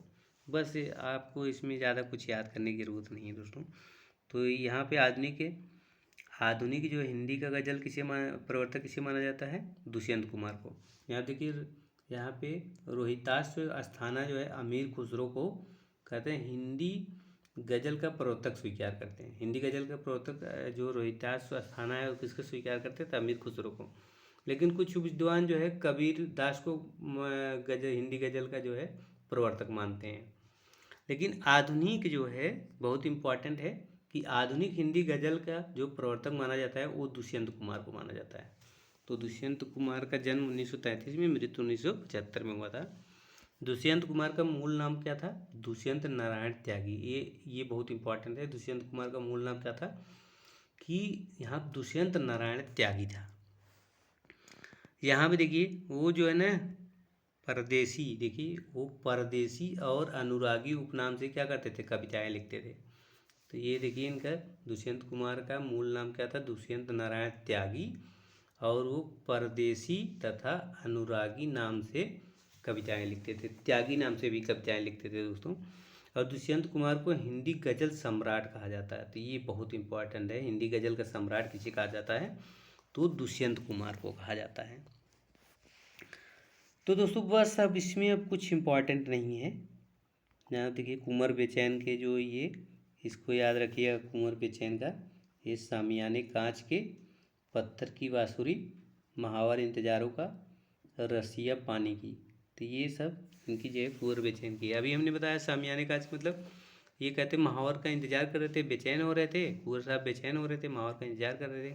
कहते हैं सामियाने में कांच कौन लगा दिया, ये बहुत सारे ताले में बहुत सारे पिन डाल दिए, बहुत सारे पिन याद करने पड़ेंगे। और बाकी और इनकी क्या है, यहाँ पत्थर की बाँसुरी, इसके बाद रसिया पानी की है, रसिया पानी की। तो ये याद रखिएगा। तो अब देखिए चर्चित गज़ल, यहाँ देखिए हिंदी गज़ल के चर्चित शेर कौन कौन से हैं। देखिए अमीर खुसरो का एक शेर है, शबाने हिजरा दराज यू जुल्फ बेरोज बसला, चू उम्र को ताह सखी पिया को जो मैं ना देखूं तो कैसे काटूं अंधेरी रतिया। तो सखी पिया को जो मैं ना देखूं तो कैसे काटी रतिया, ये पूछा गया है, कई बार पूछा गया। और जयशंकर प्रसाद का है, सरासर भूल करते हैं जो प्यार करते हैं, बुराई कर रहे हैं और अस्वीकार करते हैं, उन्हें अवकाश ही इतना कहाँ मुझसे मिलने का, किसी से पूछ लेते यह उपकार करते हैं। तो ये अच्छा है लेकिन पूछा नहीं गया है। देखिए गोपाल दास नीरज क्या है, समय से जब अंधेरा, देखिए समय ने जब अंधेरों से दोस्ती की है तो जला के अपना ही घर हमने रोशनी की है। तो बहुत इंपॉर्टेंट है, पूछा भी गया है। समय ने जब अंधेरों से दोस्ती की, जला के अपना ही घर हमसे रोशनी की, जला के अपना ही घर हमने रोशनी की, बदन पे जिसके शराफत का यहाँ पे पैरहन देखा, वो आदमी भी यहाँ हमने बदचलन देखा। आगे दरस मिश्र का राम दरस मिश्र का ये गज़ल है। बाजार को निकलते हैं लोग बेच के घर को, क्या हो गया है जाने आज के शहर को। बहुत इंपॉर्टेंट है दोस्तों, यहाँ देखिए बाजार को निकलते हैं लोग बेच के घर को, क्या हो गया है जाने आज मेरे शहर को। कुंवर बेचैन का देखिए, अपने मन में ही अचानक यूँ सजल हो जाएंगे, क्या खबर थी आपसे मिलकर गजल हो जाएंगे। तो ये खास इंपॉर्टेंट नहीं, लेकिन ये बहुत इंपॉर्टेंट है, इसको आप लोग याद रखिएगा। जब तेरी याद ने सीने से लगाई मुझको, याद आकर भी कोई याद ना आया मुझको। अब देखिए दलित कविता में भी कोई खास इम्पोर्टेंट नहीं है दोस्तों, लेकिन यहाँ पे देखिए संत रैदास जो हैं, संत रैदास ये प्रथम दलित कवि माने जाते हैं। आधुनिक युग के जो है दलित कवियों का प्रथम नाम किसका आता है, हीरा डोम और स्वामी अछूतानंद का आता है। तो यहाँ पे प्रथम जो दलित कवि माने जाते हैं वो रैदास माने जाते हैं, और आधुनिक दलित कवियों में जो नाम आता है कोई हीरा डोम का और स्वामी अछूतानंद का नाम आता है। अब देखिए कह रहे हैं, वास्तव में दलित विद्वानों ने 1914 में सरस्वती पत्रिका में प्रकाशित हीरा डोम की कविता अछूत की शिकायत को हिंदी की प्रथम दलित कविता मानी जाती है। देखिए यहाँ पे हीरा डोम जो है इनकी जो कविता है अछूत की शिकायत, ये हिंदी की प्रथम दलित जो है कविता मानी जाती है। हीरा डोम की जो ये क्या है, हीरा डोम की रचनाएं क्या क्या हैं, अछूत की शिकायत, अब देखिए बिहारी लाल हरिती, ये सब ज़्यादा इंपॉर्टेंट है। हीरा डोम की याद रखिए, अछूत की शिकायत 1914 में। ये सब देखिए इसमें से एक ही इम्पॉर्टेंट है, यहाँ पे देखिए एक ही इम्पॉर्टेंट है, ओम प्रकाश वाल्मीकि, इनकी रचना पूछा गया है। तो ओम प्रकाश जो वाल्मीकि हैं इनकी रचना क्या है, सदियों का संताप। इसके बाद यहाँ पे बस बहुत हो गया, बहुत हो चुका, अब और नहीं। तो इनकी ट्रिक क्या है, देखिए वाल्मीकि समाज को लोग जो है खूब सताया है दोस्तों। तो जो दलित समाज में वाल्मीकि समाज आता है, तो वाल्मीकि समाज को सदियों का जो है, सदियों का संताप मतलब सदियों से सताया गया है। तो यहाँ पे सदियों का संताप, ये दोस्तों अन्यथा मत लीजिएगा, इसमें हम ट्रिक बनाए हैं। तो वाल्मीकि समाज को सदियों से क्या किया गया है, सताया गया है। तो यहाँ सदियों से सताया गया है मतलब सदियों का संताप। अब फिर एक आदमी उसमें से उठ के बोलता है, ये वाल्मीकि समाज से, कहते हैं बस बहुत हो गया, बस बहुत हो गया, बहुत हो चुका। तो उसमें से बोलता है कि एक आदमी बोलता है कि बस बहुत हो चुका, अब और नहीं, अब और मैं ये संताप नहीं सहूँगा। तो मतलब सदियों को क्या है, वाल्मीकि समाज को सदियों से सताया गया। तो यहाँ से वाल्मीकि समाज मतलब ओम प्रकाश वाल्मीकि, और सदियों से सताया गया है तो सदियों का संताप। फिर उसमें से एक आदमी बोलता है बस बहुत हो चुका, अब और नहीं सहूँगा, अब और नहीं सहूँगा। तो यहाँ पे ये सदियों सताया गया, बस बहुत हो गया, बहुत हो चुका, अब और नहीं सहूँगा, ये इनकी रचना है। तो दोस्तों बस इसमें और कोई खास नहीं है, तो ये सब आप लोग याद रखिएगा। तो ये ख़त्म हो गया दोस्तों। तो इसका हम क्वेश्चन अगले वीडियो में देखेंगे। तो ये वीडियो आपको कैसा लगा हमें कमेंट करके जरूर बताइए। अगर अच्छा लगा तो लाइक कीजिए, शेयर कीजिए और चैनल को सब्सक्राइब कर लीजिए। वीडियो देखने के लिए धन्यवाद।